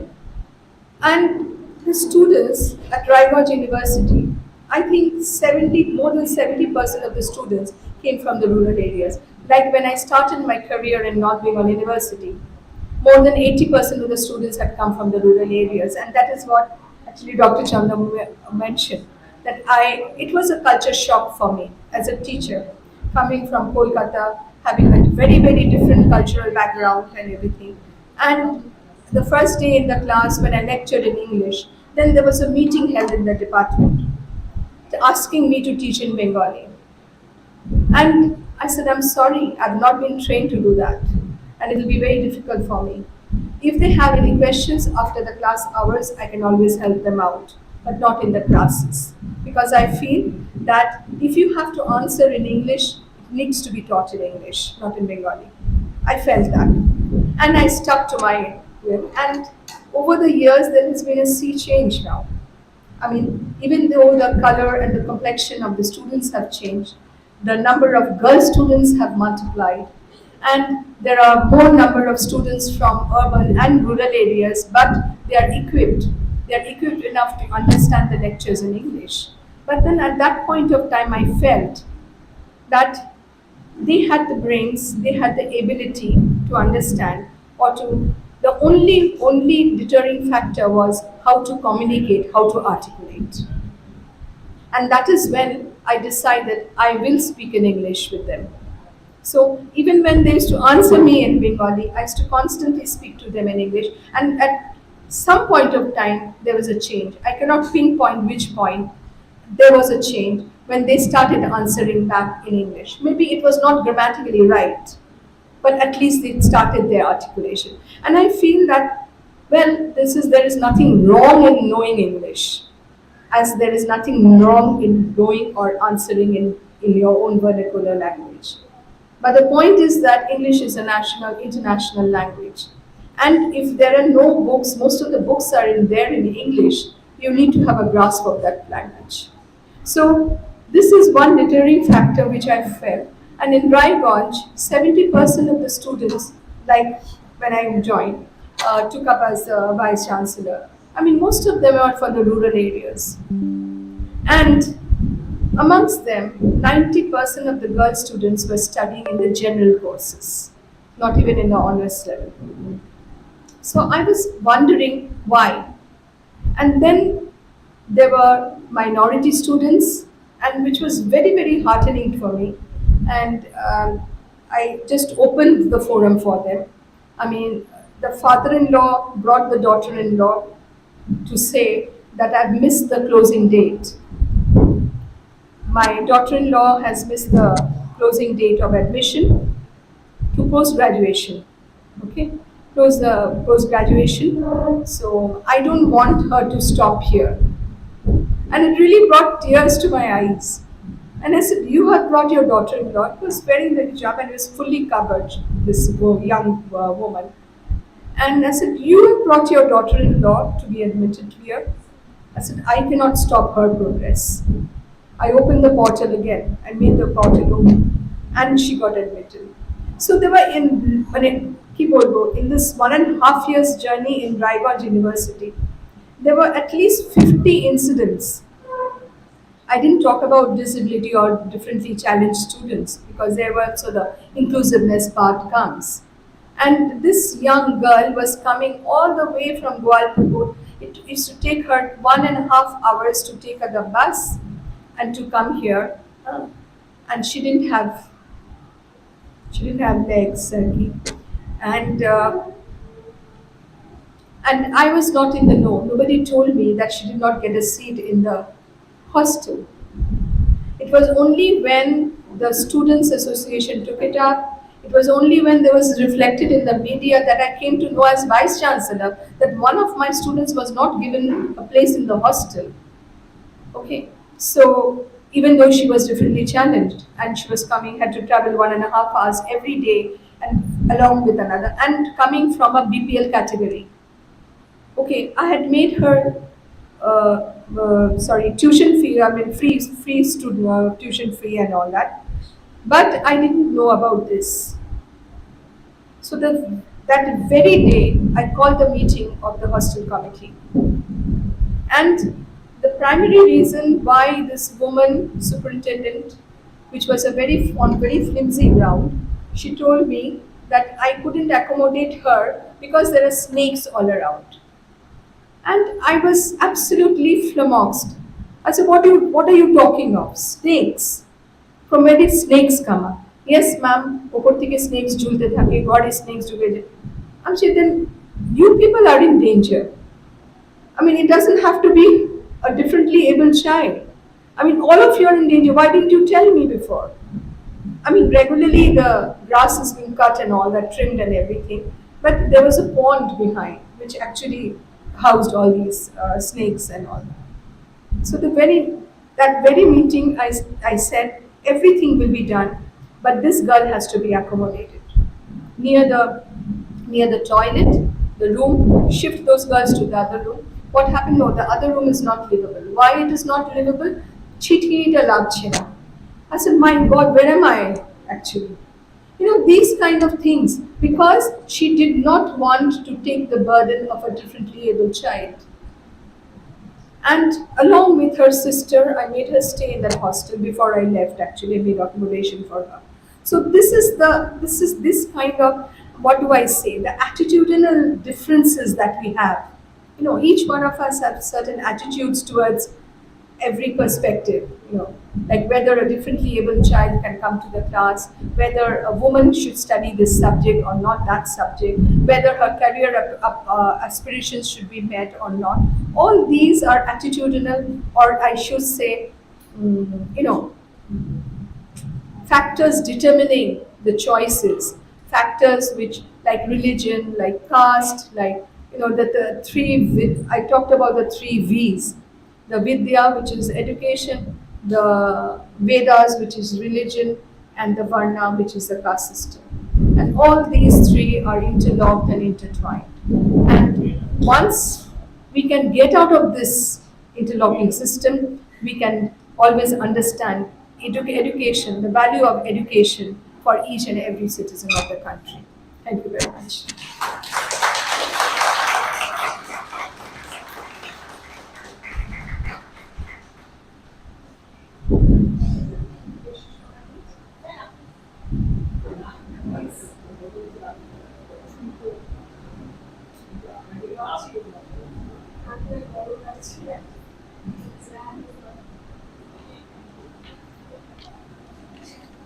So now, just I was telling her that you could proceed further. We were enjoying very much, but at the same time, the temperature is high. It was troublesome for her to continue. Okay, it was a wonderful journey through her deliberations. But before that, I must big apology that I forgot to mention your positions as Vice-Chancellor. Okay, now there should be no excuse officially, but as a student, I give one reason. I forget many a times from my childhood. Somehow, from my father, or possibly he was a very simple man. I have the habit of taking a teacher or a professor at the highest position. Whenever I say that somebody is professor of any discipline, many a times I forget to mention any other position or any other achievements. Yes. So, and regarding her speech, I will give you one personal story again. I studied a little bit of physics in my academic life, So, everybody knows about Einstein's theory of relativity. And I was also so scared every time I used to study some other text written by some other person about theory of relativity. My feeling was that if I read Einstein's theory of relativity directly from his book, I'll not understand. I will understand better if I read it. If it be written some other person, he will make it easier. I tried a bit. After all, at some point, I had the opportunity of going through the book written by Einstein himself.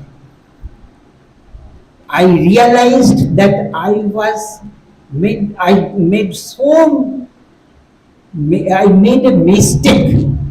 I should have gone through the book of Einstein directly.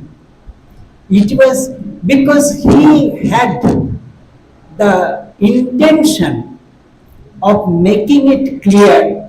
He had the direct touch with the truth which he felt to be true.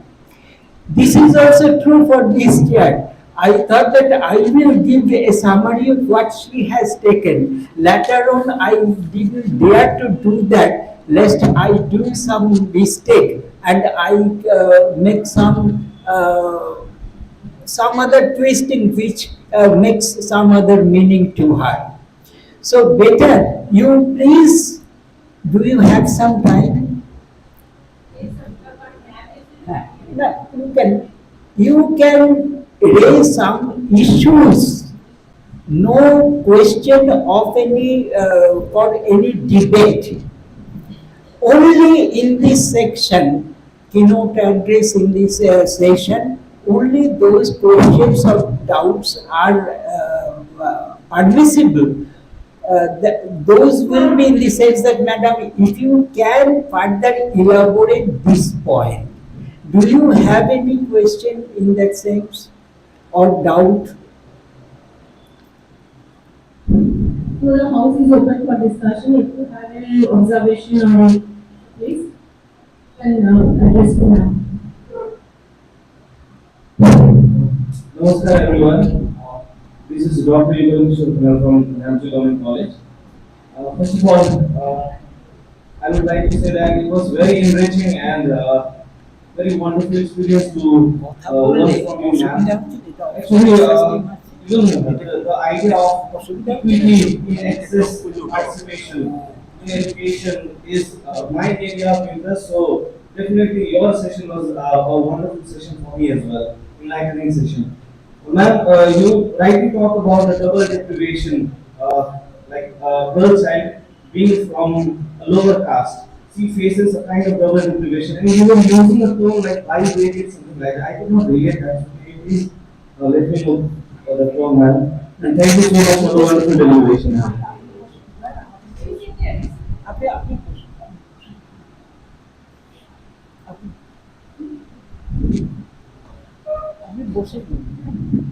I was using the term bivalent collectives.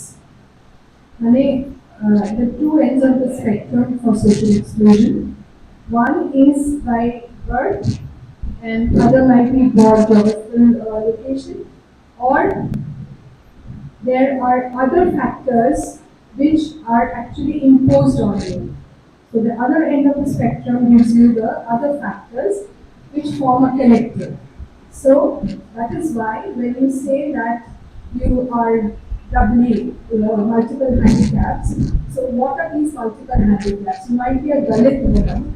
So by virtue of being born, like it's a closed stratification or caste system. Once you are born with it, you die. Unless you want a conversion of course. And there is another aspect which I was going to say and which I missed, even though I talked about affordability. Class and caste actually goes hand in hand. And as Dr. B.R. Ambedkar rightly pointed out in his book actually, that caste is the closed or enclosed class. So within the caste system, actually the class is also there. So all these things collectively come together to form the bivalent, means two ends of the spectrum. One you are born with and cannot do away with, and the other social constructions which are being imposed on. So these are the bivalent collectives, and of course Nancy Fraser was talking in terms of the gender, that women actually face this kind of exclusion because they have to face such social constraints. Thank you, ma'am. Is there anybody who would like to share his or her observation? May clear the doubts like this, sir? Sir? Madam.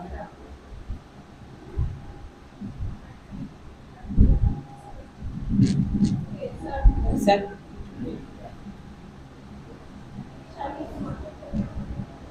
Okay, thank you, Madam.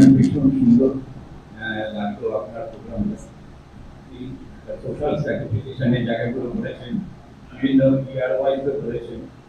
আমি যে জায়গাটা ভাবছিলাম সেটা হচ্ছে যে আমাদের modern এডুকেশনে বলা হচ্ছে আর্টিফিশিয়াল ইন্টেলিজেন্সকে ইন্ট্রোডিউস করতে হবে। তো এই ব্যাপারে আপনার ভাবনাটা কি? Thank you, sir, for this question. I actually did not touch upon the pandemic situation. Now, post-pandemic, which are দেখছি আর কি, একটা তো হচ্ছে digital divide which we have been talking about. Rural urban রয়েছে, there are many students who cannot afford to have this kind of digitization, be a part of the digitization process. But then, as talked about the edit subjects, now the new subjects which are of very, very topical interest and which are being taken up by even economists like us, we are willing to go for that, is the big data that we talk of, and artificial intelligence, machine learning. So all these things are coming up which do form the edit subjects. Now, how many of them, will be able to take this up? Because see, our future is really governed by AI. We cannot do away with it. Like when the globalization came, Professor Omprakash told me, Sanchari, you cannot wish it away. Even though he was a hardcore communist, you know that. Then you cannot wish it away. So আমাদের এখন ভাবতে হবে মুড়িটা কি করে packaging করা যায়। I still remember his words. So artificial intelligence, machine learning, all these things are coming up. Even in economics, like when we teach the students now, we have computer applications, we have softwares and everything that we teach. But at the same time now, we are preparing them how to use the big data in a very small way. Because big data has come in a very big way, and as we know, that once the Western world actually once again dominates all the developing world, and once they have progressed in that, I mean, most of the books that we refer to now refers to actually machine learning, artificial intelligence, big data, and they're operating on that. So at some point of time, we have to introduce in very small doses right from the young age, so that once again, when computer issue, we thought that computerization means, like jobs should have been discard people and all that, but we have to do that. And now see, we cannot think beyond the computer. We have to take research about it. So I think these are the elite subjects right now. And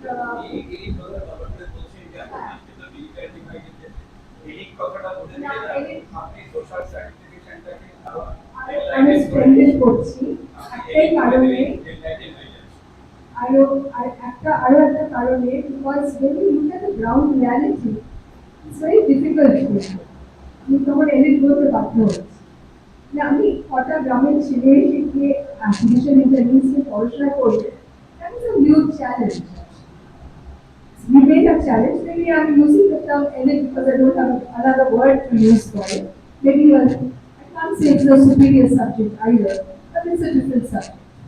Different subject, it's a modern subject.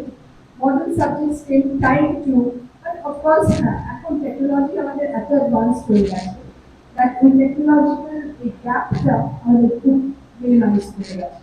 So yes, maybe in another 5 years' time we'll have AI in schools. We taught in schools also.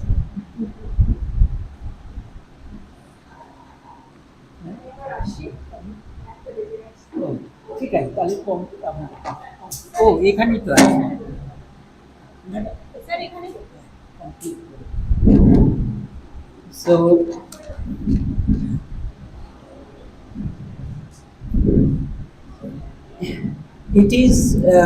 it always happens when we be with personalities with multiple dimensions like Professor Mukherjee, because there is no end of discussing, interacting, getting enriched. But like we all, so some other persons are waiting also in the university for her guidances. So we cannot be selfish. We must endeavor to do justice to them also. Thank you, madam. Possibly we have got a direction of thinking. With that, we will proceed throughout the day, and at the end, we will be able to find a direction for our coming days, that is you. I will conclude with a point just now. Just she told, I do not know teacher education, but there should be a protest for all these injustices, for all these discriminations, and possibly teacher education is the proper platform. Madam, did I say correctly this time? So take the challenge. The madam has given you this opportunity. It doesn't come several times in your life. Dear trainees, especially, you are very young, you have the challenge in your life and you have the opportunities also. And I believe if you feel at any time you will go to ma'am in a department, I am sure ma'am will entertain you like son and daughter. Thank you. Thank you everybody. Thank you ma'am. Thank you.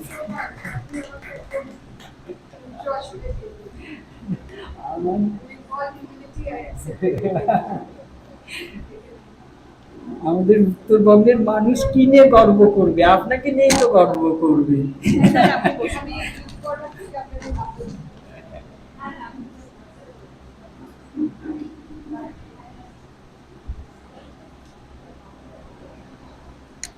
We'll be starting our plenary session within a short while from now. I'm just taking a few minutes and coming back.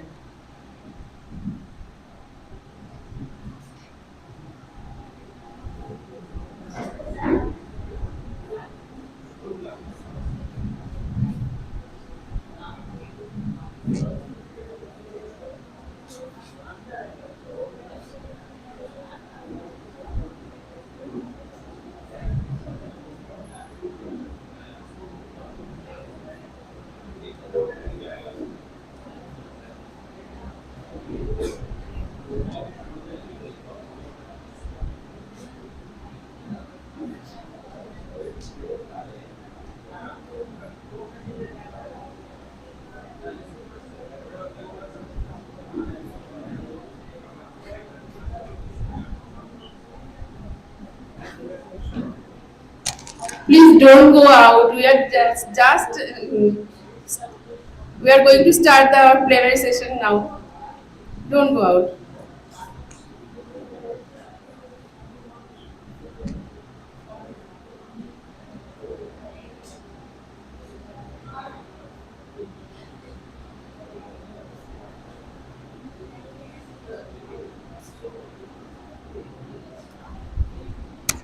So we are back. We just all of us went out to see ma'am off, because you understand this is a small college, faculties are everywhere, the small faculty have to go to and fro, so it's an gesture to, this is the minimum thing we can do for our resource persons. Next, now without wasting any further time, let's move forward to our plenary session 1. So in this session, our invited speaker is Professor Krishnajyoti Goswami sir. He's a professor from Bengal University, Malaysia. So sir, you'll be operating laptop from there? Oh, okay, fine. So you'll be standing here, sir, or the cordless? So and this session will be chaired by Dr. Dinajpur ma'am, Associate Professor of Geography, Siliguri B.Ed College. So I now invite both Professor Krishnajyoti Goswami sir and Madam Mitra to take their seats on the dais. So Dr. Dinajpur is currently working as the Associate Professor of Geography in Siliguri B.Ed College. She is a PhD both in geography and education. She has done her masters in geography, education, distance education, and psychology. She has also had other degrees like M.Ed in her bag, and she is also an honorary visiting faculty in the Department of Education in North Bengal University. She has been supervising research work for PhD of one scholar under WBUTT, now B.S.A.E.U. She is the academic counselor for dissertation work of MA in Education, IGNOU, honorary coordinator, Fine Mind, honorary vice president, Association for Liberal Learning and Research, life member of All India Science Teachers Association and Bongio Bhugol Moncho, and also the district coordinator of the National Children's Science Congress since 2015 under Siliguri Mahokuma. So it's my privilege to introduce Madam Dr. Meeta Mitra ma'am. So ma'am, please come forward and take your seat and introduce our invited speaker, sir.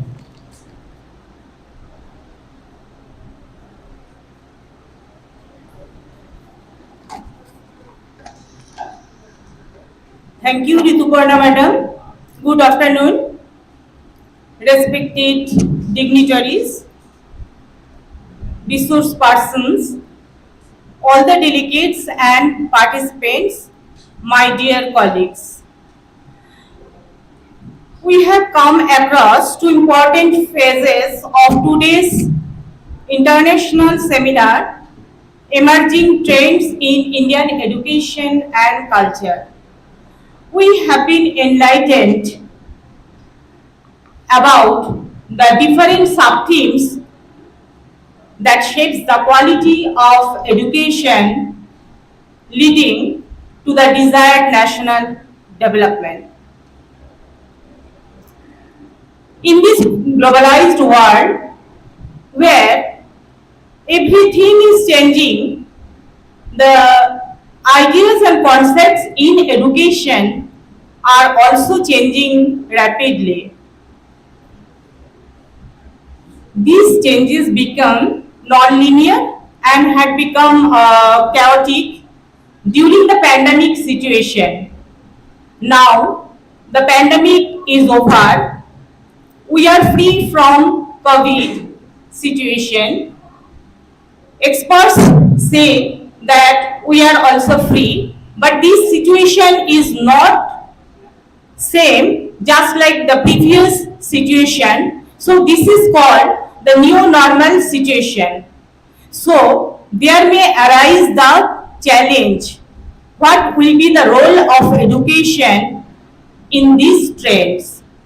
So in this plenary session, we have with us Professor Dr. Krishnajyoti Goswami, for Professor Lincoln University, Malaysia. He will guide us about the role of technology, and his title is Role of Technology in Education in New Normal Situation. Let me introduce Professor Krishnajyoti Goswami and his achievements. Professor Goswami is one of the members of Faculty of Medicine under Lincoln University, Malaysia. Previously, he was professor and head department of biochemistry in Vivekananda Institute of Medical Services, Kolkata, and ESIC Hospital, ICMR Fellow, Nimhans Medical School, Bangalore. At present, Dr. Goswami is a valued member of the editorial boards of different prestigious journals like Indian Journal of Clinical Biochemistry, Springer Nature, Malaysian Journal of Medical Research, Malaysian Journal of Medicine and Health Sciences. He was awarded fellowships by the Association of Clinical Biochemists in India, International Congress of Chemistry and Environment, and Institute of Chemists, India. He has also awarded the Regional Service Award from Asian Pacific Congress of Clinical Biochemistry for contribution to environmental research in 2002, IFCC Young Scientist Award in 2004, and AACC Award for contribution to toxicology research in 2005. More than 35 years of clinical research and research work, and published over 286 scientific papers in medical journals of repute both national and international level. He has obtained patent for something findings as well. He was the president of Association of Clinical Biochemists of India, ACBI. So whatever I have said regarding Professor Goswami, that is like the tips of an iceberg, what he has achieved so far. Now, Professor Goswami, I request you to enlighten us with your valuable speech, sir, please.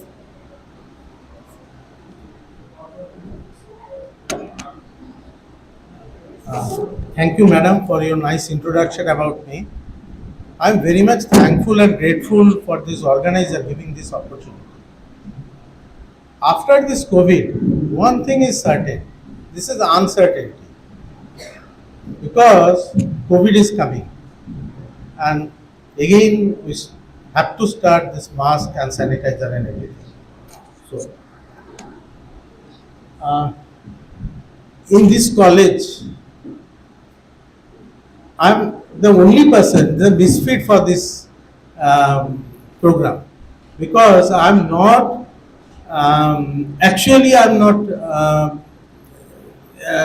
the person for this teachers training, and after the fantastic lecture of Professor Mukherjee.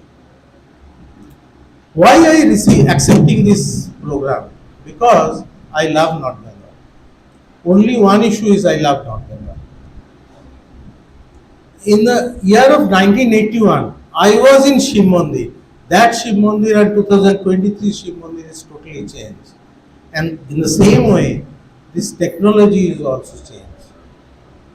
And each and every time we are saying this, because of COVID, this technological development. No, this technological development due to the industrial revolution. This is fourth industrial revolution. Next slide.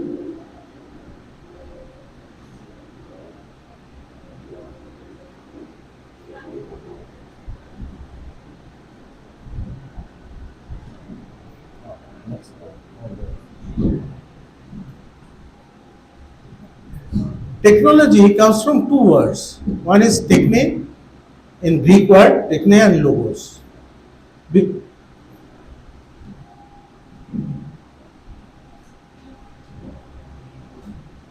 Technology actually helpful to you because of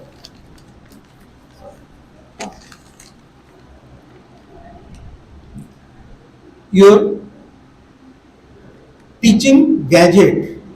Here techne means skill, craft, etc. and logos is an expression. So technology is the application of scientific knowledge to the practical aims of human life. You are all familiar with this, what is education, and nowadays we are familiar with this pencil and OM machine. So what is the benefit of this education system? Benefit of this is success of your life, your comfortness. That's why this education is required. This education and technology you have to employ in your system. So many times we heard about this Sir Einstein's rules, and Sir is rightly said, everybody is genius, because same question paper for you. Somebody's creativity is something, somebody's intelligence is something, but question paper is same. Because if you are asking elephant to climb a tree, this is not possible in his lifetime. So this is actually our education system. So in nowadays, how we are using this technology in education. Because of COVID, we are using noisy Zoom platform, Google Meet, and another one is Microsoft Team. Sometimes you are sleeping, just switch on this program, and sometimes you are enjoying this program. This is your choice, because you are freedom to know, freedom for your study. And in this time, teachers also learn from the younger generation, because sometimes I have to learn something, this technological issues from my daughters also, because same way students are learning, teachers are also learning. So suddenly, so many gadgets, all these all these apps, all these students, you are familiar with all these issues.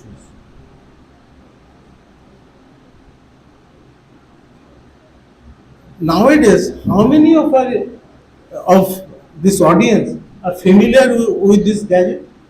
Probably no. And again, I have a question. What is the first commercial television in this world? Dumont. You just check this television. Nowadays, you are using the smart TV. What is the first car? Dewey. What is the first washing machine in this world? Hurley. IBM is not the final frame of computer. Remington RAN is the ultimate issue of computer. Not necessarily, you have to learn the history, but you have to know the history of this technological system. But all are familiar with iPhone, iPad, and all these issues, because every day you are using. Sometimes you are presenting half Apple for you. I am using Mac. Recently, the CEO of iPhone visited in India. Spent only 20 minutes is our Prime Minister, and 3.5 hours spending in Coral Bagh in Delhi. Why? He is learning technology, how this Coral Bagh gentleman get this Apple password in only 150 rupees. That's why CEO should know the technology in Coral Bagh also. Is flying from US to India. So again, nowadays we are using beautiful sound system. Without sound system is not possible. Smartwatch and all are issues with knowledge. You have to respect the knowledge. Because of knowledge, we are doing each and everything. All comforts, our comforts, your comforts are given because of this knowledge. Without knowledge, you can't.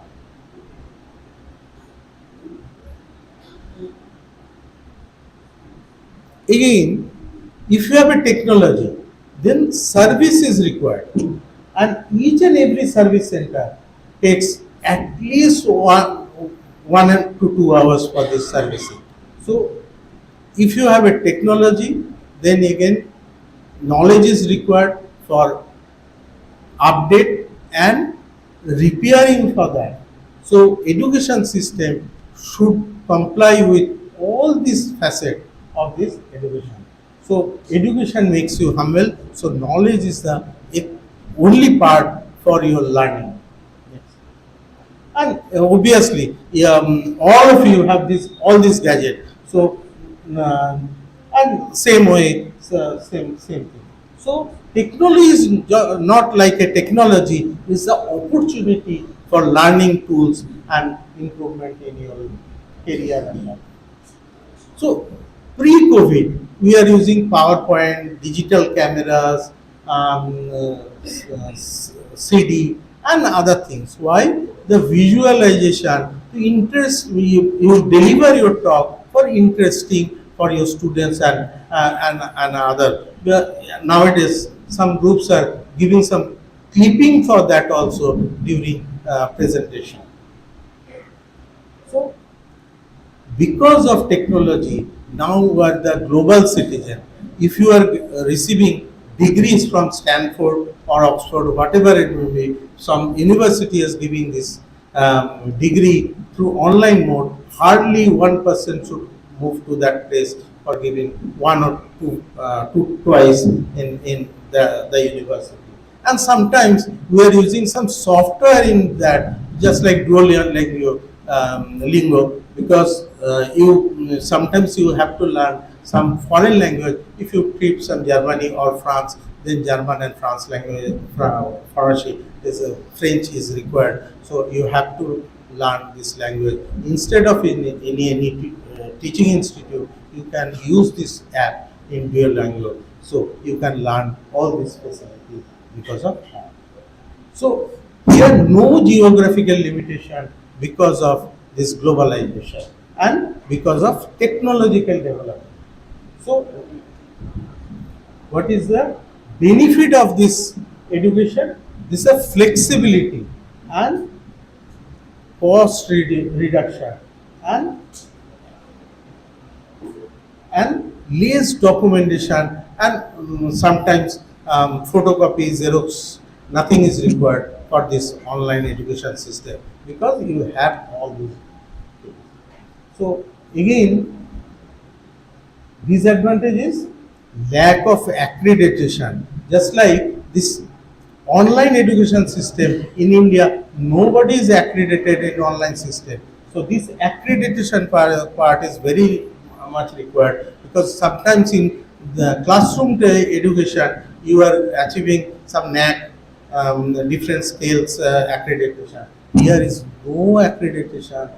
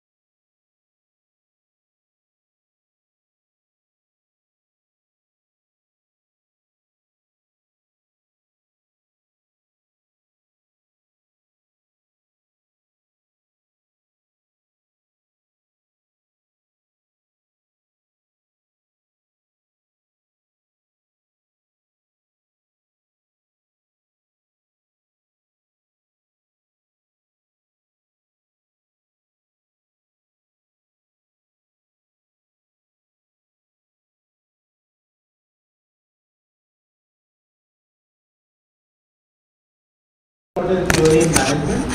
First you believe it. If you accept this education system, first you accept this. If you accept this classroom system, then you accept this. Then believe, then you act it and result. And after that, you achieve something because your hope never dies. Sri Amitabh Bachchan starts his career, second field career at the age of 67.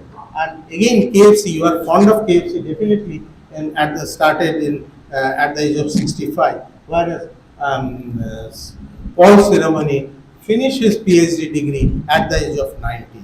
So thousands of this type of examples we have. So first you believe first, then you act it. And again, student-teacher relationship is a very important part in our life because this sometimes is friendly, sometimes is strictness is required, and obviously time constant, time schedule, and careness. And my last slide will be 6C is the most important for student-teacher relationship.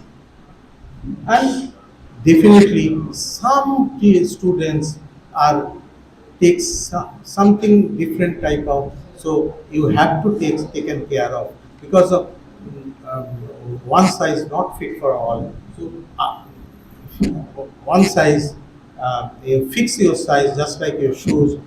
Some students and teacher relationship. The individual and personalized teaching is the most important part in this area. And in India is a very good study in, just like I check in Times of India site, is a 91% guardians are happy because of teachers are doing very good job during COVID period. Those big clap for that all this.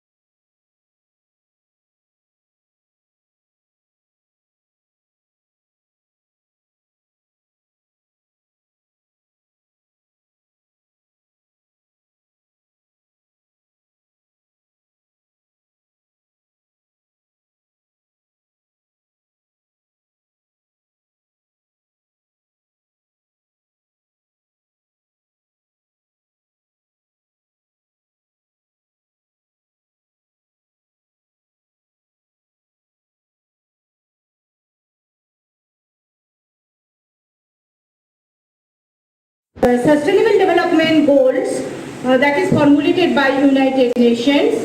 Sir has also give some ideas regarding which is essential for competitive and uncertainty of this job market, that is called gig economy. Now we are want to develop the skill of each and every where we don't confine ourselves within a single institution. We want to develop, we have some skills, we have some ability, so we can switch over anywhere according to the requirement of the society, not within from me. This is the ultimate motto. and inclusion of new subjects like coding, decoding, communication, global citizen, etc. I already have mentioned, because we know that there are this fourth gen we are now.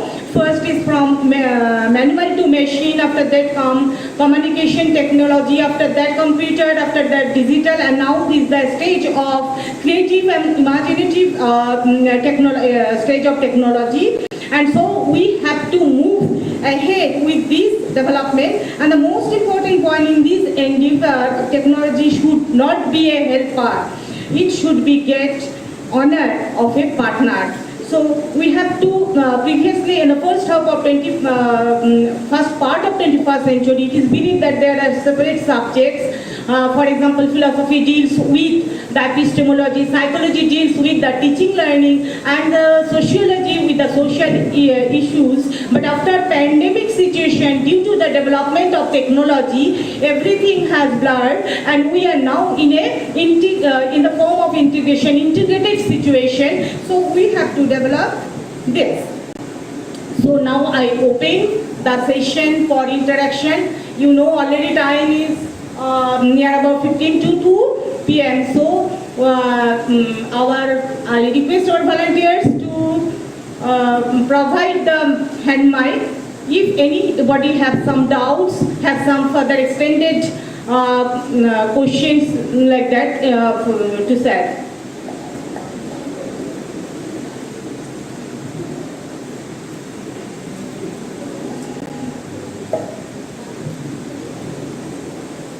Any questions? Any doubts? Anyone? Okay. Goutam, provide the mic.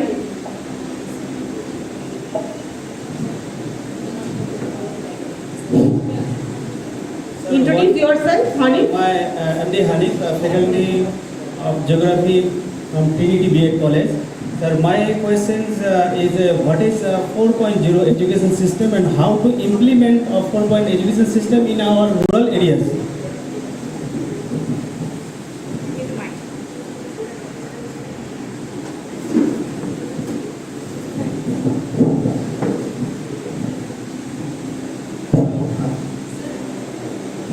Actually, what is 1.0? During my school days, 1.0 was only we have memorized and finish our job from examination.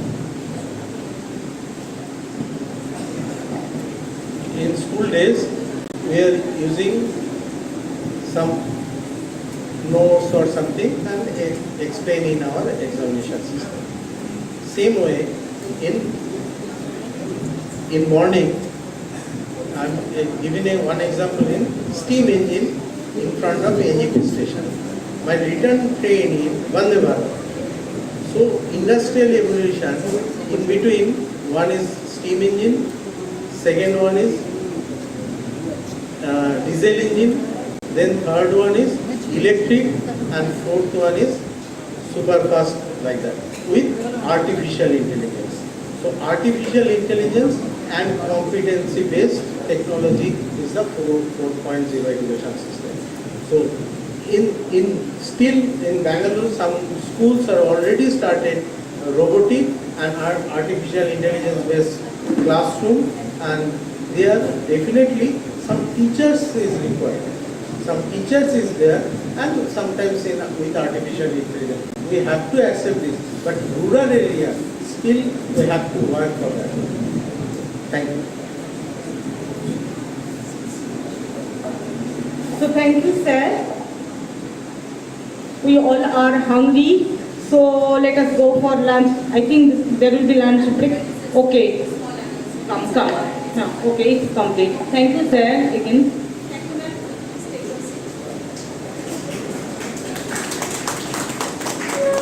So we are almost the mid of the seminar. Right after this, we will have lunch. Already you have a lunch coupon in your kit. Pinned with your notepad. So lunch has been arranged nearby hostel. So we'll be guiding that. But before that, a small announcement. So we are very happy that we have among us retired associate professor Dr. Devdulal Dr. Roy, sir, he was former associate professor and head of the Department of Psychology Research Unit, Indian Statistical Institute, if I am not wrong, sir, in designation. So, and also the visiting scientist of Indian Statistical Institute and the founder president of Ravindric Psychotherapy Research Institute Trust. So, accepting, after going through the circulation of our brochure, sir, and since sir is known to Nita madam, Ratna madam and myself, sir has come to know about the activities of our college through social media, and sir has expressed his interest to come here personally to see our college and our activities. So we are so obliged, sir, to have you. But now sir is going to donate some books to our library, to our principal, sir.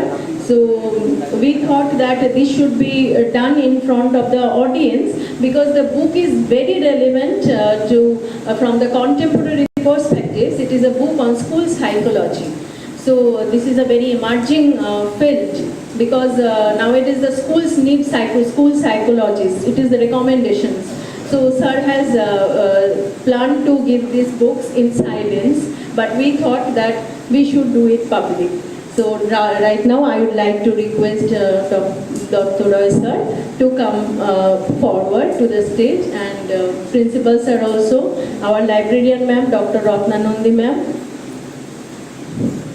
also Dr. Nita Mitra ma'am. So principal sir বলে এখানে সবার সামনে ওই বইগুলো আবার ফেরত দিয়ে দেওয়া হয়েছে স্যারকে। Now sir will be presenting the book. It's a nice moment. It's a moment of pride and honor.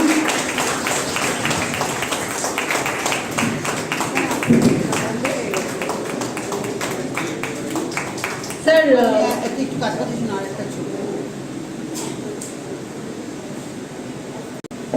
sir, ছবি তুলছে। Thank you, everybody. Sir, a few words about the book. After that, we will be proceeding towards lunch.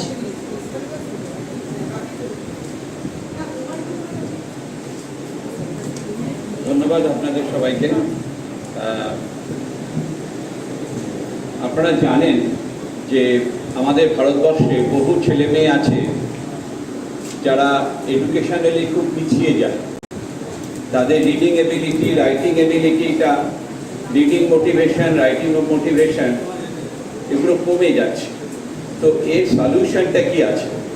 এই সলিউশনের জন্য government of India declare করেছে যে সমস্ত স্কুলগুলোতে school psychologist রাখতে হবে। কারণ স্কুল সাইকোলজিস্টের মেন ফাংশনটাই হচ্ছে স্টুডেন্টদের মধ্যে যে ফ্রাস্ট্রেশনগুলো আসছে সেই ফ্রাস্ট্রেশনগুলো যেন তারা কমাতে পারে। তো সেই জন্য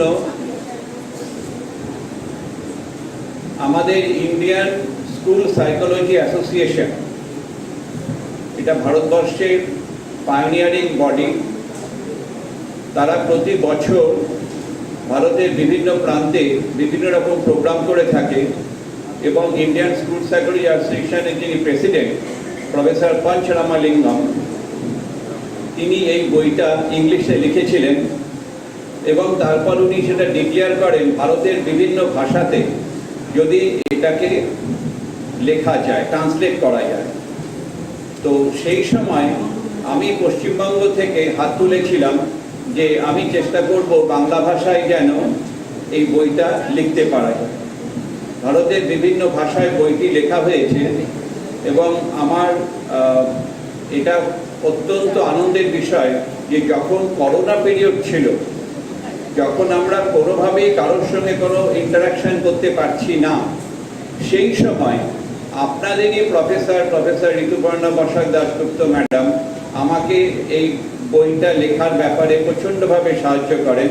আজকে যে বাংলা বইটা লেখা হয়েছে সেটা কিন্তু ওনার অনেক অনেক অবদানের জন্য বইটা আমি লিখতে পেরেছি এবং আপনাদের সামনে, আপনাদের কাছে এই বইটা দিতে পেরে আমি অত্যন্ত গর্বিত এবং অত্যন্ত আনন্দিত। আর আপনাদের এই আজকের যে ছবিটা, এটা আমরা ইন্ডিয়ান স্কুল সাইকোলজি অ্যাসোসিয়েশনের যিনি প্রেসিডেন্ট তার কাছে পাঠিয়ে দেব, যাতে আপনাদের শিলিগুড়ি বিএড কলেজের নামটা অন্তত আমাদের ন্যাশনাল ফিগারগুলোতেও যেন চলে আসতে পারে। ধন্যবাদ।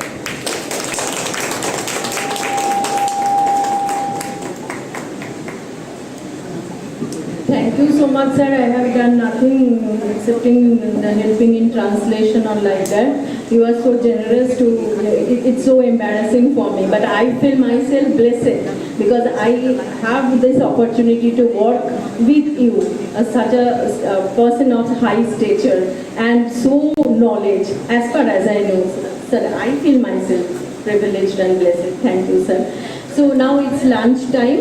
All our guests are requested to just come out. Our volunteers are there. They will show you the way towards the dining where the lunch has been prepared. And so let's move forward to that. And right now it's almost 1:50.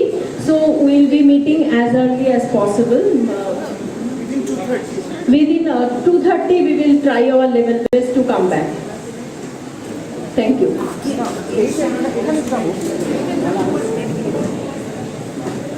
So first, our host, this is our host college program, so I'd like to request our trainees to stay back for a few minutes. Let our guests have their lunch first, and then we will have our